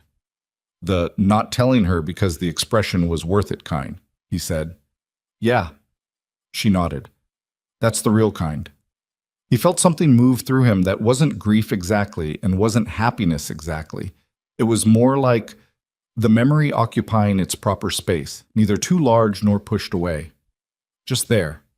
Real and past and still part of him without swallowing everything else. She would have had opinions about you, he said. Victoria raised her eyebrows. Good ones or bad ones? She had opinions about most things. He considered. She would have She respected direct people, people who didn't perform. He looked at Victoria. She would have liked you. She would have also probably tried to set us up and then been insufferable about it. Victoria laughed. The real one. The one that broke through. I'll take that. The trouble arrived on a Friday, the way trouble often did. Not in any dramatic form. Just as a phone call at 7 in the morning from an unknown number that turned out to be Marcus Webb's assistant. Victoria had not spoken Marcus's name aloud in Mill Haven until the porch conversation. She had told Daniel the broad outline, the marriage, the company, the incompatibility dressed as a project. But she had not mentioned the specifics of the situation she'd left, which were more tangled than she'd let on, because she'd been managing them at a distance since she'd moved here, and had hoped they would stay at a distance. Marcus had apparently decided they would not. She came over that afternoon looking like someone who had been on the phone for 4 hours, which she had. She knocked on the workshop door and Daniel turned around and saw her face and set down his tools. "What happened?" he said. She came in. She stood in the middle of the workshop with her arms crossed. Not the comfortable cross from before, but the kind that was holding something in. "Marcus is contesting the ownership structure of the company," she said. "He had our attorney draft a claim that his involvement in the early stages entitles him to a larger share than what he received in the divorce settlement." She looked at the wood shavings on the floor. "He's been building the claim for 8 months. Apparently the timing of his filing is intended to coincide with our fiscal year close, which maximizes the disruption." Daniel was quiet for a moment. "Can he do that?" "His attorney thinks he has a case. My attorney thinks he doesn't." She shook her head. "The issue isn't whether he wins. The issue is that even filing it creates enough uncertainty around our stock structure that our board gets nervous. And a nervous board means my CEO, who I trust, who I left it with, who I've spent the last 8 months trying to let run it without interference." She stopped. "She's calling me every 2 hours. He came out from behind the workbench and stood closer to her, not touching her, just being nearer. "What do you need to do?" "I need to go to New York." She said it like she'd been arguing with herself about it all day and had finally lost. "Not forever. Maybe a week. 2 weeks at most. Enough to sit in the room and let the board see that I'm not rattled and get the legal team aligned." She looked at him. "I don't want to go." "I know. I left that place because I was—" She stopped. "I was done with the version of myself I was there. The always being in the room, always being the person who managed everything version." She looked frustrated in a way that was more honest than her usual composure. "And now I have to go be her for 2 weeks. She's still you," he said. "She's a version of me I'm not sure I trust anymore." He thought about that. "You trust her enough to have built something that's still standing," he said. "You trust the person you left in charge enough to still be in charge. That's not nothing." She looked at him. "When did you get reasonable about this?" "I've been reasonable the whole time," he said. "You've been ignoring me." Something shifted in her face, the frustration giving way to something that was almost amusement, which he'd been aiming for. "I haven't been ignoring you." "Selective hearing," he said. "It's fine. Sophie does it too." She shook her head, but the amusement was real now. Then it faded and she just looked at him, and there was something in the looking that was more complicated than he'd been prepared for this particular Friday afternoon. "I'm afraid it'll pull me back," she said. "That place, those people. I'm afraid I'll go back and it'll—" She gestured, a frustrated, incomplete gesture. "That it'll make all of this feel small." He understood what all of this meant. He understood it in a way that sat uncomfortably close to his chest. "Do you think it will?" he asked. She was quiet for a long moment. "No," she said, "but I was afraid of it enough to tell you." "Good," he said. "Tell me the things you're afraid of. That's useful." She looked at him with a slight tilt to her expression that he was starting to learn meant she was recalibrating. "You're doing the thing where you treat everything like a problem to be managed." "Is that wrong?" "It's not wrong, it's just—" She paused. "You don't always have to fix what I say. Sometimes I'm just saying it." He took this. He stood with it for a moment, being honest with himself about whether she was right, and concluded that she was. "Okay," he said. "Say it then." She breathed out. I'm afraid it'll feel small. He didn't fix it. He just stood there in his workshop, wood shavings on the floor and the smell of sawdust around them, and let her be afraid of it without rushing her out of it. After a moment, she said quietly, I haven't told Sophie yet. I'll be there when you do, he said. Sit. Sophie took it like Sophie took most things, in full, without evasion, with a question that cut straight to the center.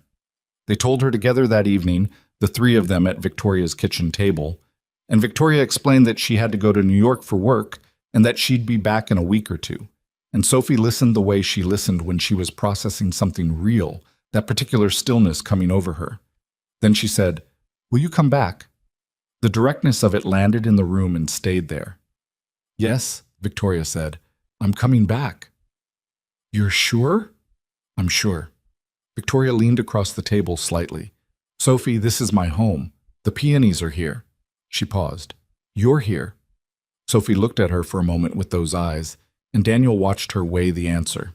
He watched her decide with the seriousness of a person who had already lost one important person and knew what that felt like and was doing a calculation she was too young to have to do. Okay, she said. Then with tremendous dignity, I'll look after Gerald. The earthworm, Daniel said. Someone has to, Sophie said. Victoria will be gone. Victoria reached across the table and put her hand over Sophie's, briefly, just for a second, then pulled back. Sophie looked at the spot on her hand where Victoria's had been, then looked up. You have to come back before the peonies die, she said. They don't last very long. I looked it up. I know, Victoria said. I'll be back before they die. Sophie nodded, satisfied with the contract. She went back to her dinner.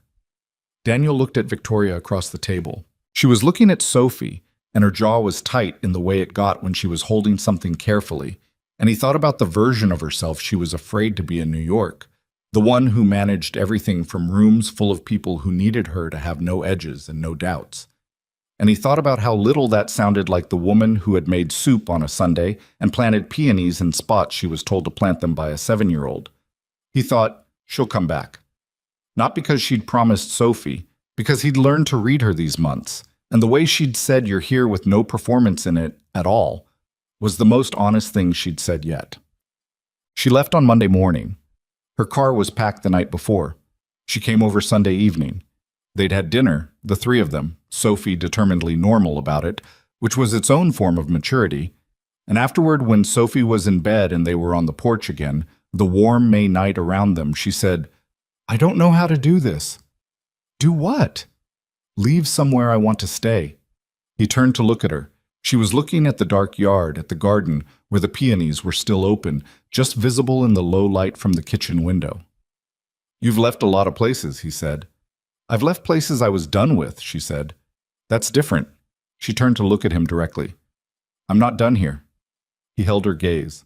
I know, he said. She nodded once, then looked back at the garden. They sat there for a while in the warm dark, not filling the silence with anything, and Daniel thought about how he'd spent 4 years building a life that didn't require him to be afraid of anyone leaving, and how that structure had been very effective and had cost him something he was only now beginning to calculate the full price of. There's something I should tell you, she said, before I go. Okay. She was quiet for a moment, collecting it. I knew who you were before I moved here. He looked at her. What? Not personally. She turned to face him on the porch.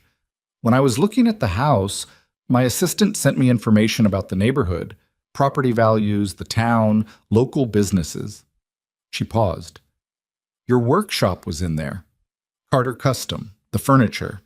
I'd seen your work before. Not in person. A piece you'd made was in a house I'd visited in Ann Arbor, a dining table, and someone had told me who made it and I'd looked you up, just casually. I'd forgotten about it until the listing came up. She looked at her hands. When I moved in and found out you were next door, I don't know what I thought. I didn't plan anything around it, but I knew. He sat with this. You never said. No? She looked at him. Because it sounded either like too much of a coincidence or too much of a plan, and it was neither. It was just a thing I knew and didn't say. She shook her head. I'm telling you now because I don't want to leave with it unspoken. The not saying was starting to feel like hiding something, and I don't want to do that." He was quiet for a moment. He turned over the information, looking at it from different angles, checking his reaction against what he actually felt rather than what he expected to feel. "The Ann Arbor table," he said. "The Bergman house. They had it in the dining room. I made that 3 years ago." He thought about it. "You really did just move in next door." "I really did just move in next door." She looked at him steadily. "I needed to tell you." He nodded. He sat with it. He thought about the workshop, about what went into a piece, about the grain and the finish and the hours of patient work that made a table last and feel like something rather than just function like something. He thought about the fact that a stranger had sat across that table in Ann Arbor and seen something he'd made with his hands, and it had connected, in some roundabout way, to this porch, this May night, this woman beside him. "Thank you for telling me," he said. "That's it? What else is there?" She looked at him with something between disbelief and relief. "I thought you might be—" "What? Angry that you saw a piece of furniture I made and remembered it?" He looked at her. "Victoria, that's not a thing to be angry about." She breathed out. "I've been carrying that for 8 months." "I know." He could tell. In the way she'd looked at the workshop those early weeks, in the slight hesitation she'd always had around asking about his work. "I wish you'd just said it." "I know." She looked at the porch floor. I didn't want it to change the way you saw things between us. I was afraid you'd think I moved here because of you, and I didn't. And by the time I trusted that you'd believe me," she shook her head. "It just kept not being the right moment." He sat back. The night was around them, quiet and warm, the kind of quiet that had started to feel like something he wanted to keep. "Go to New York," he said. "Sort out your company. Come back." She looked at him. "Come back," he said again, and the weight he put on it was more than the words, and he saw her hear it. She nodded.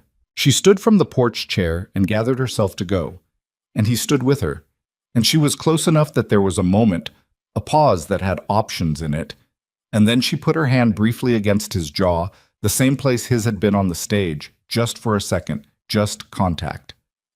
"I'll be back before the peonies die," she said. "I know," he said. He watched her cross the dark yard. He stood on the porch until her light came on inside, and then he went in and stepped over the floorboard and went upstairs. In the morning, her car was gone. The peonies were still open. Sophie checked them before school, crouching in the dewy grass in front of the bed with her backpack still on her shoulders. And Daniel watched from the window and thought about someone who'd sat across a table he'd built 3 years ago and carried that small fact across every city and finally here, to this quiet town, to 30 feet away. He poured his coffee. He measured it carefully, the way he always did. He thought, 2 weeks. He thought he could do 2 weeks. The first 3 days were fine. Daniel had expected the absence to be more disruptive than it was. And when it wasn't, he spent a day mildly suspicious of his own equilibrium, then concluded that he was simply functioning the way he'd trained himself to function, task by task, hour by hour, one foot and then the other. He had the rocking chair commission to finish. He had Sophie's end-of-year school concert to prepare for, which involved locating a specific dress that Sophie had decided was the only acceptable garment for the occasion and which had not been seen since February. He had the backyard tree to deal with, which a local guy named Pete Sorrento had come to assess and declared needed to come down before fall or it would make the decision itself, probably in the direction of the fence. These were real things. He did them. Victoria texted the first morning, "Just landed, hotel is fine, board meeting tomorrow." And he wrote back something brief, and she wrote back something brief, and that was that. It was not a correspondence that would win any awards for emotional depth, but it was real, and he checked his phone for it and noted that he checked his phone for it. Sophie checked the peonies every afternoon. She'd appointed herself their steward with a seriousness of purpose that Daniel found both touching and slightly hilarious. She had a watering routine, had asked Daniel to look up whether peonies needed deadheading, and had informed Gerald the earthworm of the situation in case Gerald could be useful somehow. Daniel watched this from various distances and did not say anything about it except once that she was doing a good job. "I know," Sophie said, without looking up from the garden bed. No. On day 4, Victoria called instead of texting. He was in the workshop, late, finishing the final coat on the rocking chair, and he almost let it go to voicemail, then didn't. Hey, he said. Hey.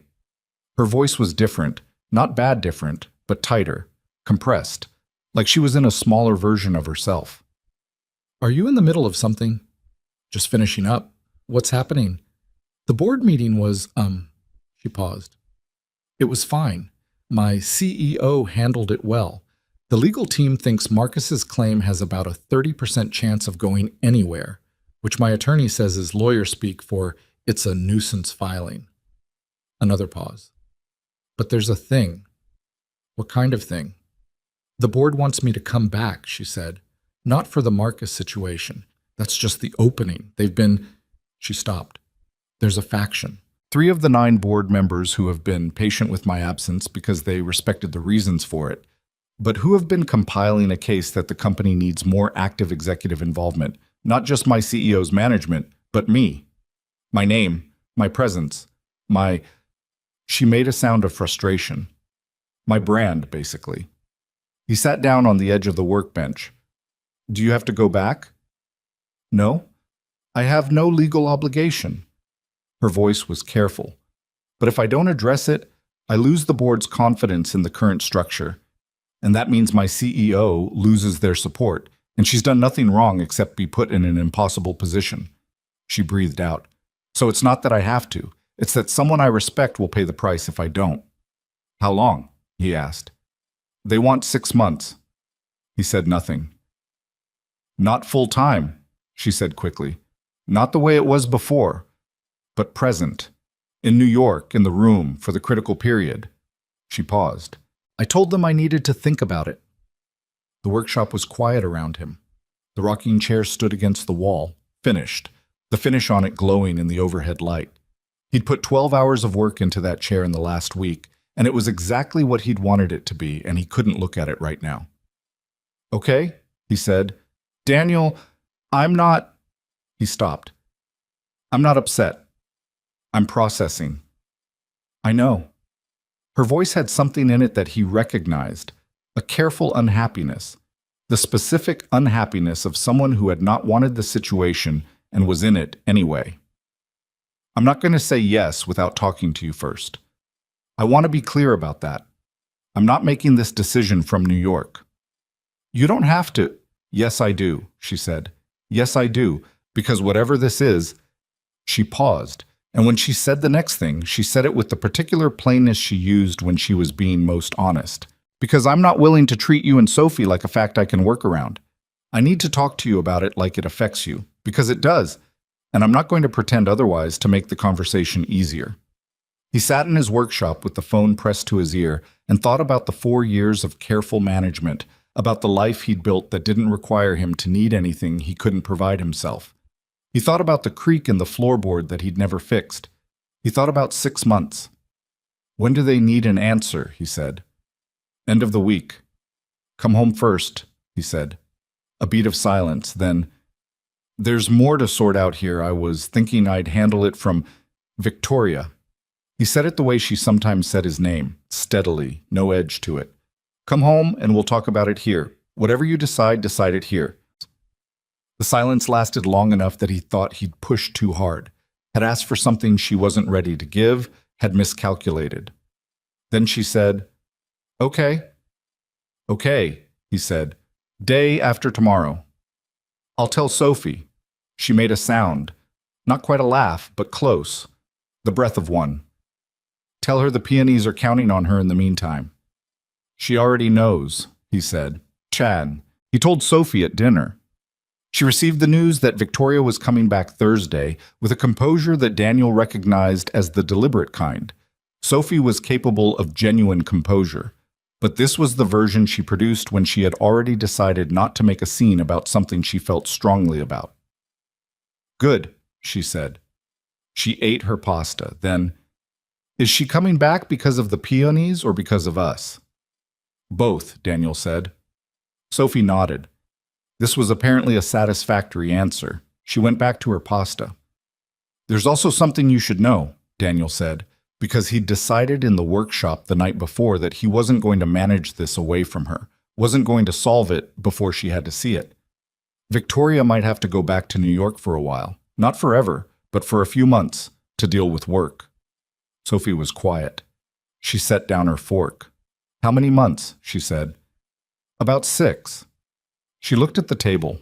He watched her sit with it, watched the small face working through something that was too large and too familiar for a 7-year-old, and he felt the specific parental ache of knowing you can't carry a thing for your child, can only be present while they carry it. Is she coming back after 6 months? Sophie asked. That's the plan, he said. But we're going to talk about it when she gets here. Together. Sophie looked up at him. All 3 of us? All 3 of us. She picked up her fork again. She didn't say anything else about it, but she ate the rest of her dinner with the focus of someone who was thinking very hard about something and had decided to think about it privately, which was, Daniel recognized with a complicated feeling, exactly what he would have done at her age. Maybe at any age. Victoria arrived Thursday afternoon while Sophie was still at school. Daniel heard the car in the driveway next door and stood at the kitchen window and watched her get out. She was wearing what she'd worn to New York, the sharper version of herself, the city clothes. And she had a bag over her shoulder and she stood for a moment in her own driveway, looking at the house with an expression he couldn't read from this distance. Then she looked over at his house and saw him in the window and raised a hand. He raised his back. She went inside. He gave her an hour, which he spent in the workshop pretending to work and mostly just standing near the workbench. Then he went over. She'd changed into different clothes, jeans, the gray sweater that had been washed 100 times. And she was making tea when he knocked on the back door, and she looked, when she turned around, like herself. Not the compressed version from the phone call, just herself. Hey, he said. Hey. She set down the kettle. Sophie's not home yet? 40 minutes. She nodded. She poured the water over the tea and they sat down at the kitchen table, and the afternoon light was coming through the window at that angle that happened in late May in Michigan, golden and slightly slanted, and it was quiet and real, and he thought, this is what she was afraid she'd lose sight of. Tell me about New York, he said. She told him. She told him about the board meeting, about her CEO, a woman named Priya who had been with the company for 7 years and who Victoria trusted the way you trusted people who had proved themselves in specific difficult circumstances, about the 3 board members who had been building their case, and about what she'd seen in the room when she walked in. She told him it had been strange to be there, that the city felt louder than she remembered, that she'd caught herself in a cab on the second day thinking about the garden. The garden specifically, he said. The garden in the hardware store. She held her mug. And Sophie's solar system project drying on your kitchen table. She paused. And the porch. He nodded. The thing about going back, she said, is that it proved something I needed proved. That I could go back and be in a room full of people who needed me to be a certain thing and still know the difference between what they needed and what I was. She looked at him. That's not a small thing. 3 months ago, I wasn't sure I could hold that line. And now? Now I know I can. She turned her mug on the table. Which means the 6 months doesn't scare me the same way it did on the phone. He sat with that. So you're going to do it. I want to hear what you think first. I think, he said slowly, that you built something real and you have a responsibility to the people you left running it. I think Priya sounds like someone worth showing up for. He paused. I think 6 months is a long time and also not that long. She looked at him carefully. That's a very measured answer. I'm a measured person.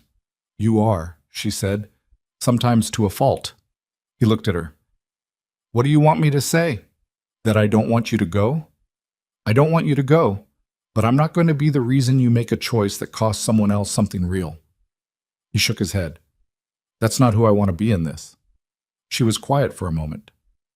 What is this? She said. Between us. What do you think it is? He had known the question was coming, had been building toward it since the fair, since the porch conversations, since the night she'd told him about the Ann Arbor table, and he'd just nodded and said thank you for telling me. He'd been building toward the question and avoiding it simultaneously, which was not a sustainable combination. I think it's real, he said. I think it's been real for a while, and I've been taking my time with it. Because I take my time with everything, and because he stopped, then made himself continue. Because the last time I let someone be important to me, she was gone.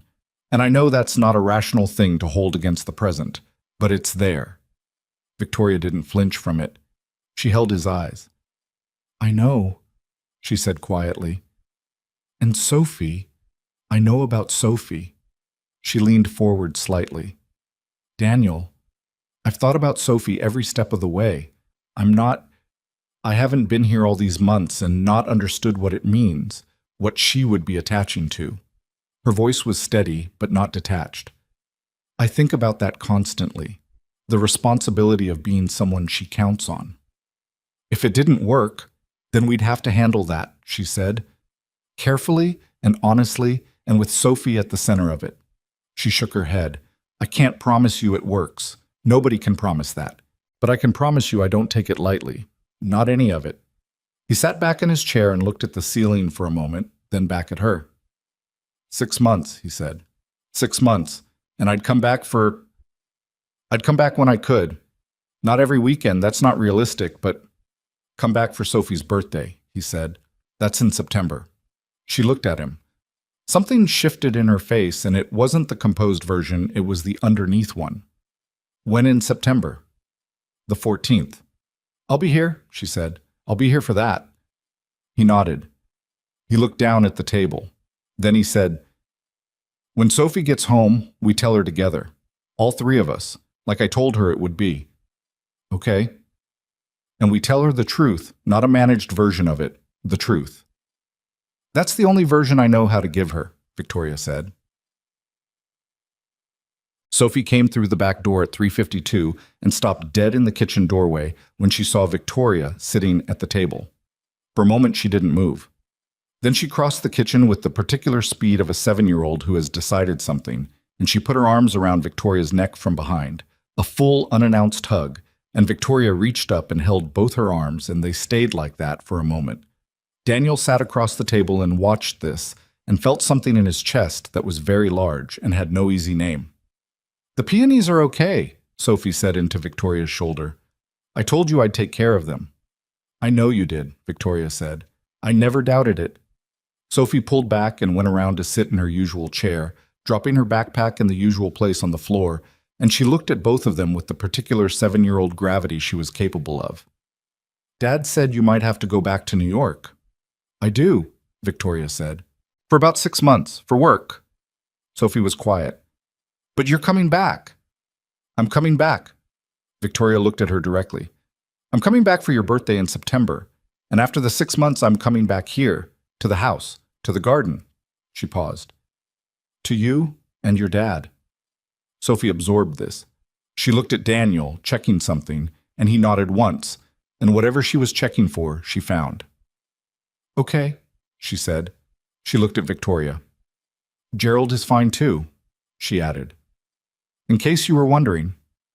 I was definitely wondering, Victoria said.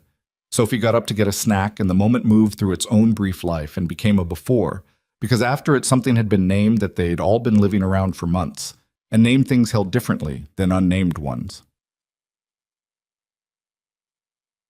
The week before Victoria left for New York the second time had its own particular weather. Daniel was aware of this without being able to fully describe it. There was a texture to the days that was different, not worse, just weighted. The ordinary things happened: dinner, the workshop, Sophie's homework and bath, and the bedtime inspection of teeth. But layered underneath all of it was the consciousness of a clock that had started, and the specific quality of paying attention to things you usually took for granted because you knew they were going to be intermittent for a while. He noticed this in himself and didn't fight it. He'd gotten better over these months at not fighting what was simply true. Victoria had things to do before she went: arrangements for the house, the garden, a conversation with her attorney that she took on the porch one evening while Daniel sat near her and pretended to read, and she talked in the clipped, precise way she had when she was navigating things she didn't enjoy. She handled it all with her usual competence, and he watched her do it, and thought about what she'd said in the workshop doorway weeks ago, about the version of herself in New York. I don't know if I trust her anymore. And thought that the woman on the porch handling her attorney while maintaining the threat of 3 other things was not a version to distrust. That version was just her, doing what she knew how to do. He told her this one evening, not as a speech, just as a sentence. She looked at him for a moment. "You've been thinking about that." "A little." "You could have said something sooner." "You seem to be figuring it out yourself," he said. "You didn't need me confirming your own conclusions." She was quiet. Then, "I've been thinking about something you said, about Claire, about the bad coffee." He looked at her. "You said you drank bad coffee for 6 years and never told her." She held his eyes. "I think about that a lot. What it means to love someone enough that you protect the thing that makes them happy even when it inconveniences you." She shook her head slightly. "I didn't have that with Marcus. I had competence and ambition and a shared vision. I didn't have the bad coffee." He thought about this. "You want someone to drink bad coffee for?" "I want someone who would," she said. "That's different from wanting to make bad coffee." He almost smiled. "That's a fine distinction. I'm a precise person." She was looking at him with the direct, unhurried quality that he'd first noticed in the driveway 8 months ago, that quality of someone who was entirely present in the space they were in. "I want to say something before I go." "Okay." "I love this," she said. "What we have. I don't—" She shook her head. "I'm not saying it to create pressure or change anything. I'm saying it because I've been carrying it and it's true, and I'd rather you have that information than not have it while I'm gone." He sat with it. The porch was quiet. The night around them, the garden behind her in the dark. He thought about the 4 years of not needing things. He thought about the floorboard. He thought about 6 minutes and 14 seconds and a 7-year-old's hands clasped together in the front row. "I know," he said. "I know you do." She tilted her head slightly, waiting. "I'm getting there," he said. "I want you to know that. I'm not holding back to protect myself. I'm getting there because I want to do it right." He looked at her. "When I say it, I want it to be because I'm in it, not because the moment called for it." She nodded slowly, and he could see in her face that this satisfied something. Not the answer she might have hoped for, but an honest one, and honest was what she'd asked for since the beginning. "Okay," she said. "That's enough." "It's enough?" "Daniel." She looked at him. "You just told me you're getting there. Do you understand what that is for you?" He thought about it. He supposed he did. She left on a Sunday morning. Sophie was up early and stood in the driveway while Victoria loaded the last of her bags, and Sophie had clearly been prepared to hold herself together and was doing a reasonable job of it. She gave Victoria a folded piece of paper at the last moment, something she'd made, Daniel couldn't see what, and Victoria unfolded it carefully and looked at it, and her expression did the thing that it did when she let something through. "I'll hang it up," Victoria said, "in the New York place, so I can see it." "It's the peonies," Sophie said. "So you remember what they look like." "Ma, I know what they look like," Victoria said, "but thank you." She hugged Sophie. She stood up and looked at Daniel over Sophie's head, and he held her eyes and nodded once, and she nodded back. She got in the car. She pulled out of the driveway. He and Sophie stood on the sidewalk between their houses and watched her car go down the street and turn at the corner. The morning was cool and clear, the particular clear of a Michigan morning in early June. Sophie put her hand in his. He held it. "She'll be back," Sophie said. She wasn't asking. She was saying it the way you say true things out loud so they take up proper space in the air. "She'll be back," he said. They stood there a moment longer, then went inside. Daniel made coffee, measuring it carefully, 2 precise level spoonfuls the way he always did. He set Sophie's cereal on the counter, and she climbed onto her stool, and they moved through the morning the way they always moved through mornings. The familiar choreography of 2 people who knew each other's rhythms by now, who knew where the other one was going before they got there. He poured his coffee and stood at the window. The garden next door was visible from here. The peonies still open, a few of them starting to soften at the edges but still holding. Gerald was presumably in the soil beneath them, conducting whatever business earthworms conducted. The house was quiet and locked and waiting. He drank his coffee. He thought, 6 months. He thought about the rocking chair he'd finished for the birthday commission, about the new piece he was starting next week. A commission from a couple in Kalamazoo who wanted a bed frame with a headboard, something simple but well made, something built to last. He thought about the work, which always gave him back to himself when he needed it. He thought about what Victoria had said. I love this. Not I love you. That specific, that careful, the this that contained everything between them without overstating what it was yet. He thought about what he'd said back and about how she'd called it enough and about whether he had actually understood.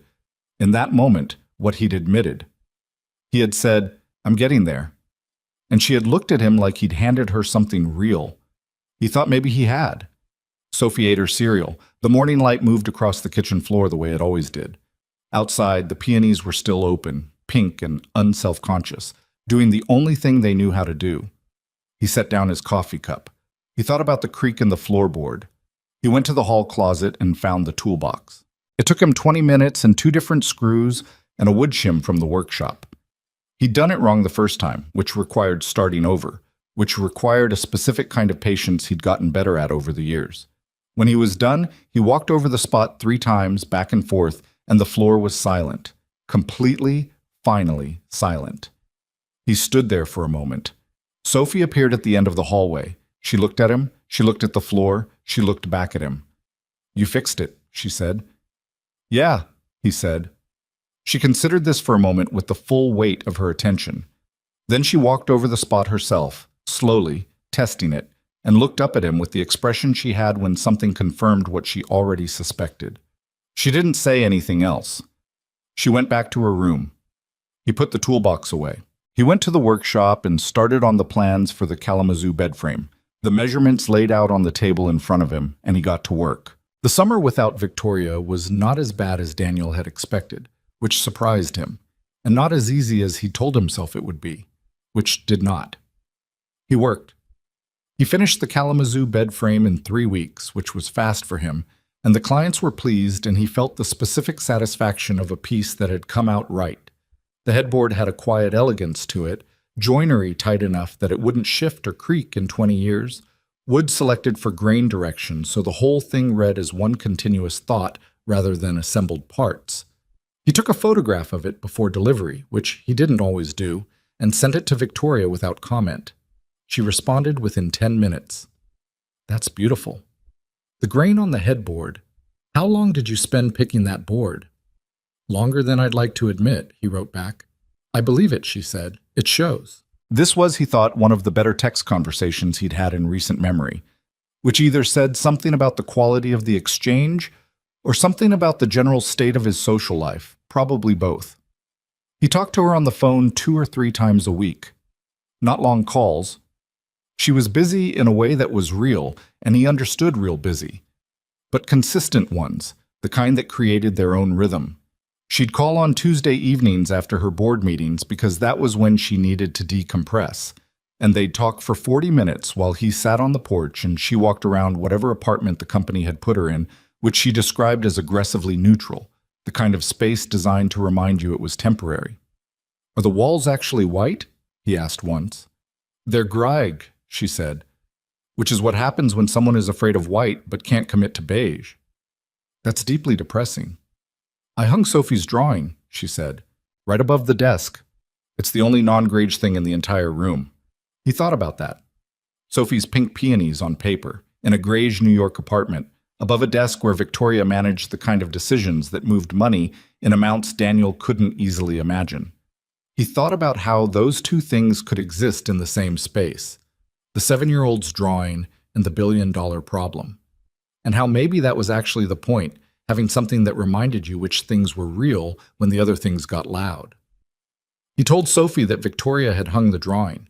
Sophie received this information with quiet satisfaction, nodded once, and went back to whatever she was doing. But he noticed that evening she drew another one, not peonies this time, something he couldn't identify at first, until he leaned over and saw it was a house, their street, 2 houses side by side with a garden between them. He didn't say anything about it. He just looked at it and then at his daughter's bent head and felt the specific weight of being someone's whole world and wanting badly to be worthy of it. June became July without ceremony.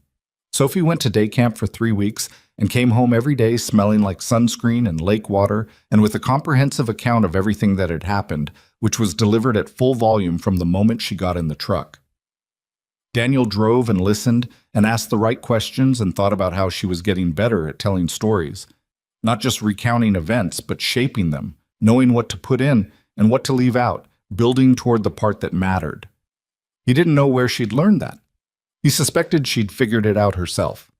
Victoria's legal situation with Marcus resolved at the end of June. She called him the evening it happened, and he could hear something in her voice that wasn't quite relief. Relief was the wrong word because it implied she'd been afraid. And she hadn't been afraid exactly, more like carrying a low-grade irritant for 8 months that had finally been removed. The judge had ruled the claim without merit at the preliminary hearing, Marcus's attorney having apparently overestimated both the strength of the case and the patience of the court. "It's done," she said. His attorney withdrew the remaining motions this afternoon. "How do you feel?" "Like I wasted 8 months of mental energy on someone who deserved less of it." She paused. "And also glad. Mostly glad. What happens now?" "Now I finish what I came here to do and go home." She said it without hesitation, the word home landing clean and specific, no uncertainty in it. He heard it and didn't make anything of it out loud, just filed it in the same place he'd been filing things all summer, the growing record of evidence about what this was and where it was going. "Good," he said. "Sophie will be glad. Gerald is frankly struggling without the supervision." She laughed, the real one. "How is he actually?" "He's a worm," Daniel said. "He's fine. He has no idea what's happening. Unlike everyone else in your house." "Unlike everyone else in my house," he agreed. The board situation resolved more slowly and with more friction than the legal one, which was how those things usually went. Victoria managed it from inside the room the way she'd said she would. Present, competent, the version of herself that had built something worth fighting about. She told Daniel about it in pieces, not as complaint, just as reporting, the way people reported things to someone they trusted to hold the information without doing anything unnecessary with it. There was a moment in late July that she described on a Tuesday call, a board meeting that had gone badly sideways, one of the 3 difficult members pushing for a restructure that would have fundamentally changed Priya's authority, and Victoria having to be the one who stopped it, clearly, publicly, in a way that would have consequences for her relationship with that board member going forward. She'd done it because it was right, and because Priya had earned what Victoria had built for her, and she'd done it without enjoying it. "Did it work?" Daniel asked. "For now," she said. "He'll regroup and try again from a different angle. That's what he does." She breathed out. "But Priya knows I showed up for her. That's what I needed her to know." "And the others?" "The others saw that I'll take a real position when it matters, which is apparently what they needed to see before they'd back off and let Priya run the company." She paused. "It's exhausting. The whole thing is exhausting. I'd forgotten how much of corporate leadership is just managing egos in rooms." "You're good at it, though." "I'm competent at it," she said. "That's different from good. Good implies you find some satisfaction in it." She was quiet for a moment. "I find satisfaction in the outcome, not the process." He thought about what she'd said in the hardware store, about standing there for 20 minutes choosing caulk.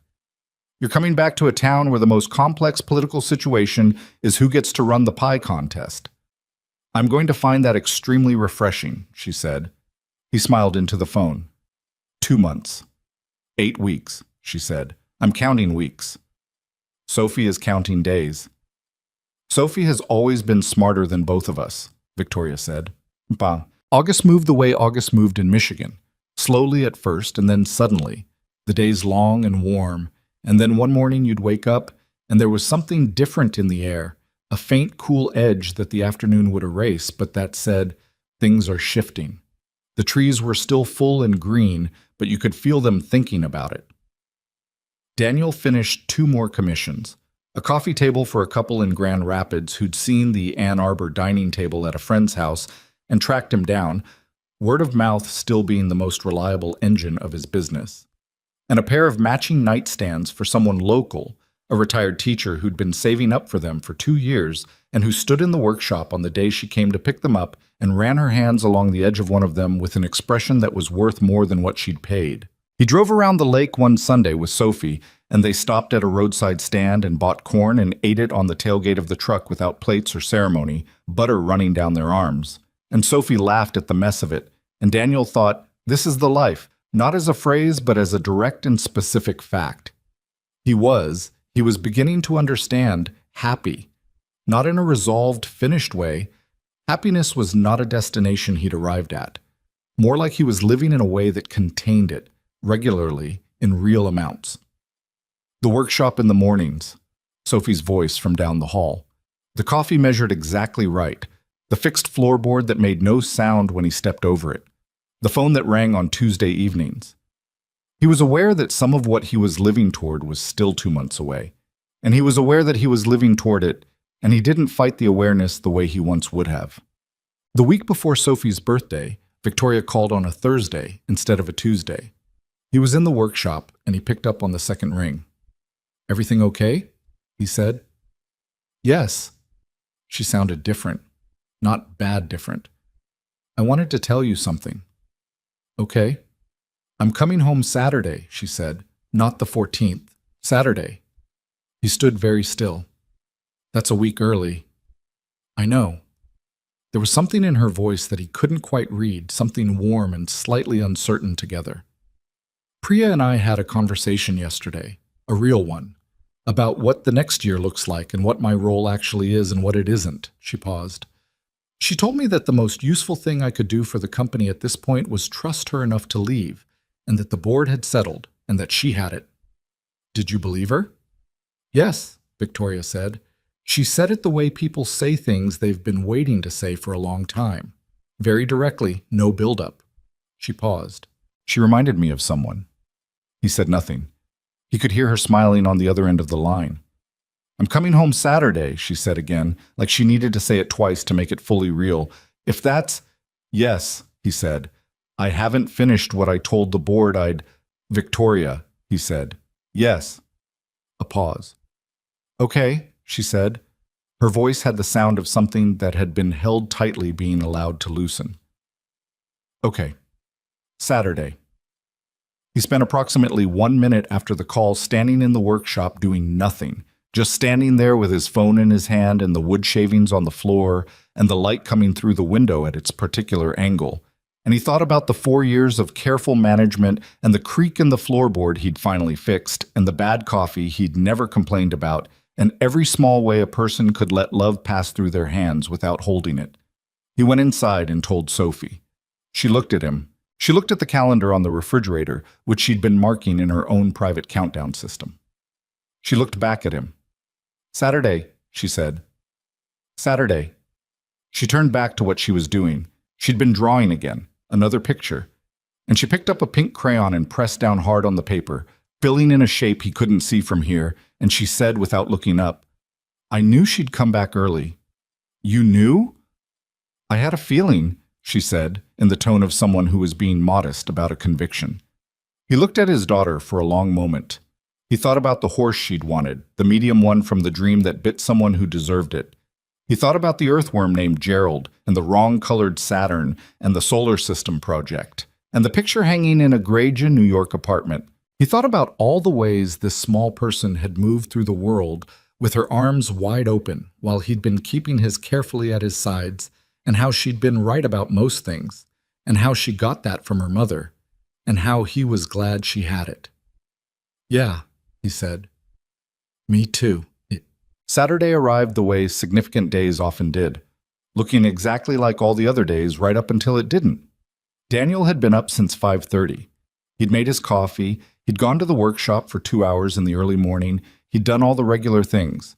Sophie had woken up at 7 with the focused energy of a person who had a plan for the day, eaten her breakfast efficiently, and disappeared to her room to do something she declined to describe. At noon, Daniel was in the kitchen when he heard a car. He didn't go to the window. He heard the car pull into the driveway next door, heard the engine cut, heard a door. He stood at the kitchen counter with his coffee cup and waited, because going to the window felt like admitting something about the last 8 weeks that he'd been perfectly capable of admitting but hadn't needed to rush toward. Sophie appeared from her room at a dead run. "She's here," Sophie announced, in the tone of someone delivering news that confirmed a long-held theory. "I know," he said. "Come on," Sophie said, already at the back door. "Give her a minute," Daniel said. "She just pulled up." Sophie looked at him with the expression she reserved for when she thought he was being genuinely unreasonable. "She's been gone 8 weeks," she said. "She doesn't need a minute." She went out the door. He heard her cross the yard. He heard Victoria's voice, not the words, just the sound of it, and then Sophie's voice, higher and faster, telling her something with the urgency of a person who had been saving up information for 8 weeks and was now releasing it all at once. He set down his coffee cup. He went out. Victoria was crouching in the driveway, at Sophie's level, listening to her with the complete attention she always gave her, and she looked like herself, the Millhaven version, jeans and a jacket, her hair down. Not the New York version, just her. When she heard him cross the yard, she looked up, and he saw the moment she registered that he'd come out, and something in her face shifted in a way he'd been thinking about for 8 weeks without letting himself think about it too directly. He stopped a few feet away.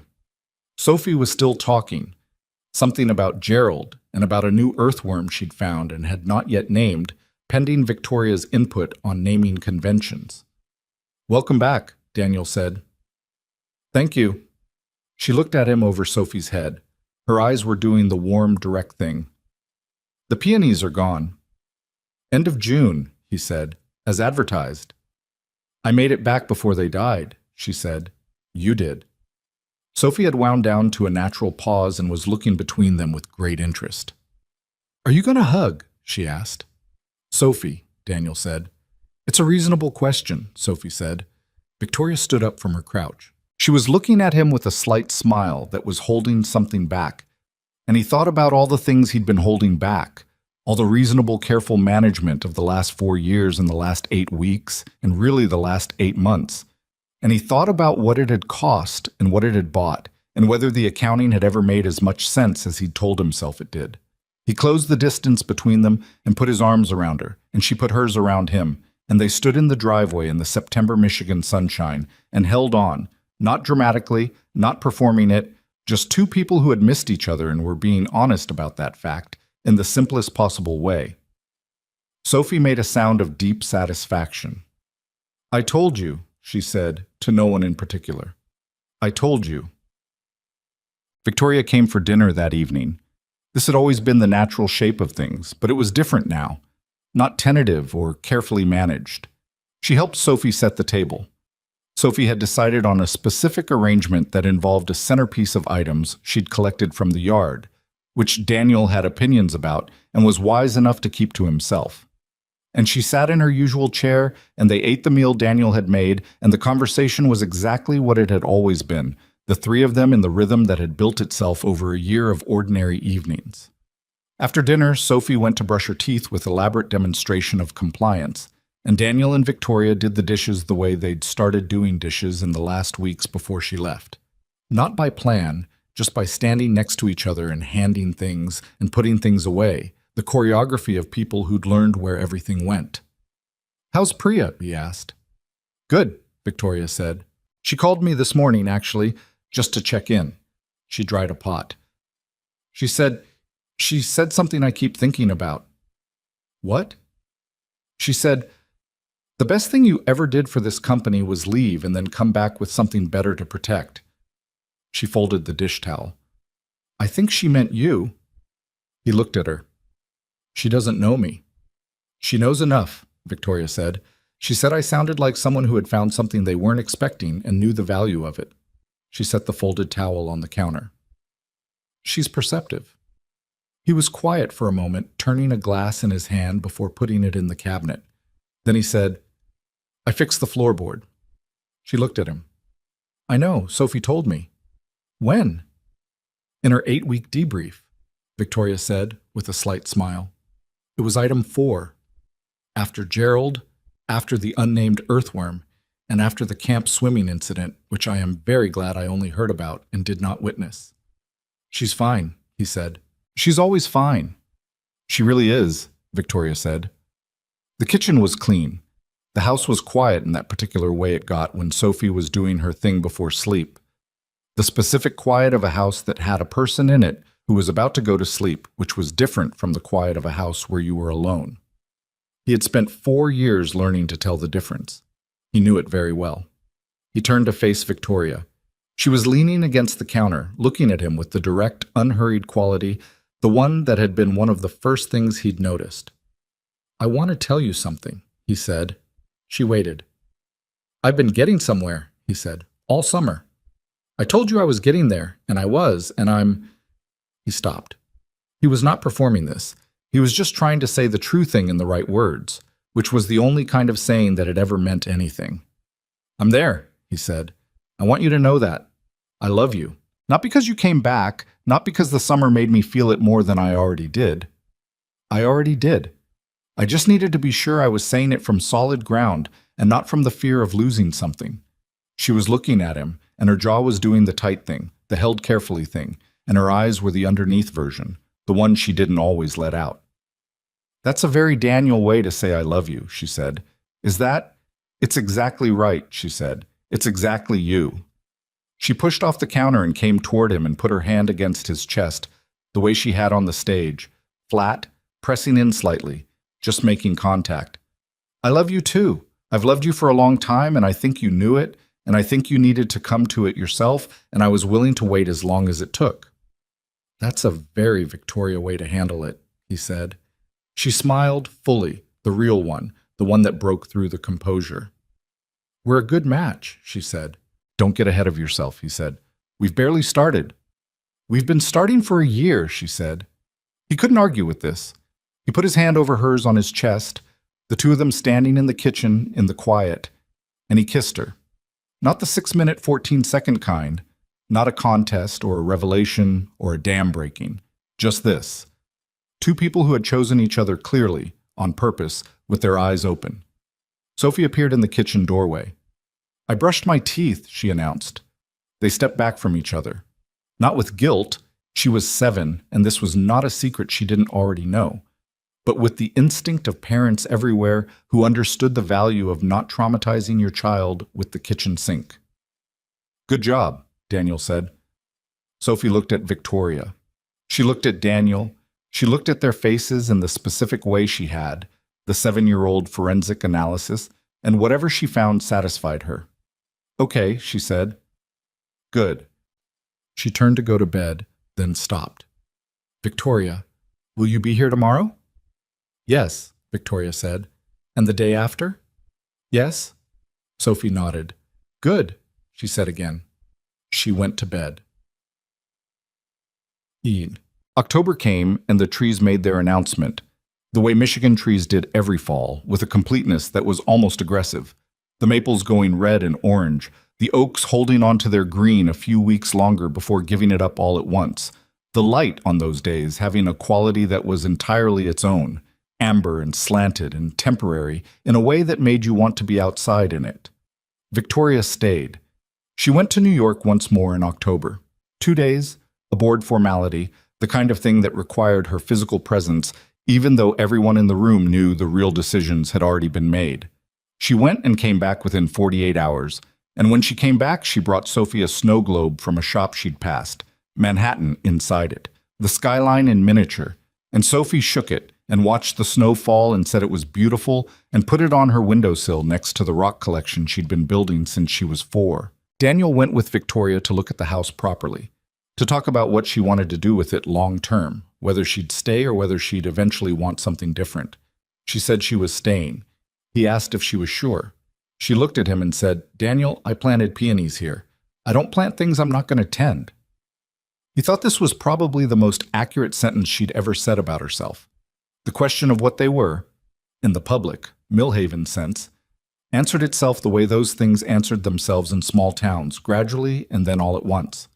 Margaret Henderson saw them at the hardware store in October, the two of them standing in the caulk aisle, and she said, "Oh, it's about time," with such warm certainty that there was nothing to do but agree. Patsy from the diner started putting 3 coffee cups on the table when they came in, before they'd asked. Sophie's teacher asked Sophie how her family was, and Sophie said, "Good. with the ease of someone for whom the word had become uncomplicated. They were not, as a unit, seamless. Daniel was still inclined toward quiet when he was worried and needed to be asked the right question before he'd say what was actually on his mind, which was a habit Victoria identified early and addressed directly, which he found both clarifying and mildly aggravating. Victoria still had the ability to go fully internal when a problem felt unsolvable, to get locked inside her own processing in a way that went quiet for too long. And Daniel had learned to read this and to ask the question that opened the door, rather than waiting for her to come out on her own. These were small things, and they were real things, and navigating them took actual attention, which they both gave because the alternative was the kind of inattention that let things drift. He thought about this sometimes, about what made something work. He was not someone who believed in effortless. He had made furniture his entire adult life, and he knew, in the physical, practical way of someone who worked with his hands, that nothing worth having was effortless. The wood resisted. The grain had its own opinion. The joint had to be cut right, or it would fail years later under exactly the weight it was supposed to bear. You didn't wish this away. You worked with it. You learned what each piece needed, and you gave it that. And the result was something that lasted. He thought relationships were probably like this. He thought most things worth having were like this. The effort wasn't the cost of the love. The effort was part of the love. The showing up and the asking and the sitting in the kitchen doing dishes and the being honest about what you needed and the tolerating, occasionally, the things that drove you a little bit crazy, because the person on the other end of those things was worth the crazy. He thought about Claire. He thought about her often, not with the weight he used to carry, but with the particular quality that belonged to people you had loved and lost and kept, not held on to, because holding on had a rigidity to it that grief didn't actually have, not after a while. You just carried them, the way you carried anything that had shaped you. She had shaped him. She had given him Sophie, who was the truest thing in his life, and she had made him understand what it meant to love someone in the daily specific way, the bad coffee way, the way that was made of small things more than grand gestures. He didn't think she would have wanted the 4 years of careful management. He thought she would have been impatient with it, actually.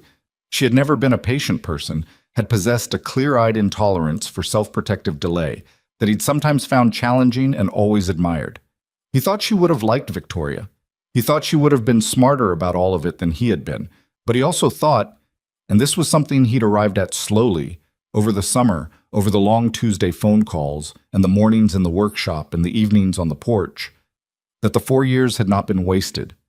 They had been what they were, a man learning how to be a father to a specific, extraordinary child, learning the particular shape of his grief, and then learning to live alongside it rather than around it, learning what he actually needed rather than what he'd decided to stop needing. That was not wasted time. That was just the time it took. And now was now. Sophie's birthday fell on a Tuesday, which meant it was both a school day and a phone call day. And the evening of it was therefore layered with significance in a way that Sophie either genuinely didn't notice or very convincingly pretended not to. They had her party that Saturday, a small one, the Kowalski girl and 2 others from her class, a cake that Victoria had made from scratch, which had come out slightly lopsided on one side, and which Sophie had declared the best cake she had ever seen because of the lopsided side specifically. There were streamers. There was a moderate amount of chaos. The Kowalski girl knocked over a glass of juice, and it went on the white tablecloth Victoria had put out, and everyone went completely still for a second the way people did when something got spilled on a nice thing. And Victoria looked at the stain for a moment and then said, "It's fine," in a tone that meant she had genuinely decided it was fine, not in a martyred way, just in the way of a person who had recalibrated what mattered since she'd last had white tablecloths. Daniel watched this from across the room and felt, for the first time in longer than he could remember, like someone who was exactly where they were supposed to be. Not where they'd planned, not where they'd managed themselves into, but simply here. In this slightly chaotic room with lopsided cake and a juice stain, and Sophie turning 8 with the full commitment she brought to everything. On the actual birthday Tuesday, after school, Daniel took Sophie to Patsy's for dinner. A birthday tradition, the 2 of them, always Patsy's. And Sophie ordered the pancakes the way she always did because Sophie believed pancakes for dinner was an appropriate assertion of birthday privilege. And Daniel had the meatloaf because he always had the meatloaf. And they sat in the booth they usually sat in, and it was theirs this evening, the way some things became yours through repetition until you couldn't imagine them being anyone else's. 8, Daniel said. 8, Sophie confirmed. She poured syrup with great care. How does it feel? She considered this with genuine thoughtfulness. Different, she said. 7 felt kind of small. 8 feels... She searched for the word. Like more room. He looked at her across the table. The diner light caught her hair the way it had always caught Claire's. She had Claire's stillness and his patience and something that was entirely her own, some quality of presence, of taking up space without apology, that he wasn't sure he could name properly, but that he recognized every time he saw it. It does, he said. 8 has a lot of room. Sophie ate her pancakes for a moment. Then, not looking up, Dad, are you happy? He sat with the question. He didn't deflect it or manage it into something simpler. He thought about it the way it deserved. Yeah, he said. I am. She looked up at him. Because of Victoria? Because of you, he said. And because of Victoria. And because of the work, and this diner, and the peonies, and the fixed floorboard. He held her eyes. Because of all of it together. Sophie nodded slowly. That's the right answer, she said. Is it? You can't be happy because of just one thing, she said, with the simple authority of a person who had arrived at a truth by living it. If it's just one thing, then when that thing is gone, you're not happy anymore. She went back to her pancakes. Happy has to be bigger than that. He stared at his daughter for a long moment. Where did you get that from? He said. She shrugged. I just thought of it. He picked up his fork. He thought, she is going to be something. He thought it the way he'd thought it since she was 3 years old, and talking in complete sentences about things that weren't supposed to be in her range yet. He thought it with the specific pride of a father who knew he couldn't take credit for it, and didn't want to, who just wanted to have a front row seat to whatever she was going to be. Smart kid, he said. I know, she said, which was perfectly, entirely Sophie. But in November, Victoria told him she'd officially filed the paperwork to transfer her primary residence to Mill Haven. Not as a gesture, not as a statement, just as a legal and logistical fact that matched the actual facts on the ground. Her attorney had some opinions about this. Her accountant had more, and she had listened to both of them and then done it anyway, because she had found over the last year that she was better at distinguishing between the voice of genuine wisdom and the voice of people who were afraid of change on her behalf. She told him on the porch, where they spent most of their evenings when the weather allowed, and even sometimes when it didn't quite allow it, wrapped in jackets as October tipped into November and the nights got cold and the trees let everything go. Done, she said. It's official. How do you feel? He asked. Good. She thought about it. More than good. I feel like something that has been sideways has finally straightened. He thought about that. He thought about the things that could be sideways for years, and you didn't always notice until they were straight again, until you felt the difference in your own bones. I have something to tell you too, he said. She looked at him. I've been thinking about the workshop. He turned his mug in his hands.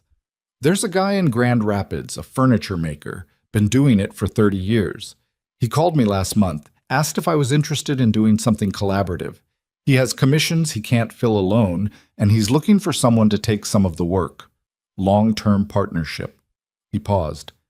It would mean more commissions, more volume, better supply access. It would also mean less solitary and more together. What did you say? I said I'd think about it. He looked at her. I've been thinking about it. I think I'm going to say yes. She was quiet for a moment. What changed?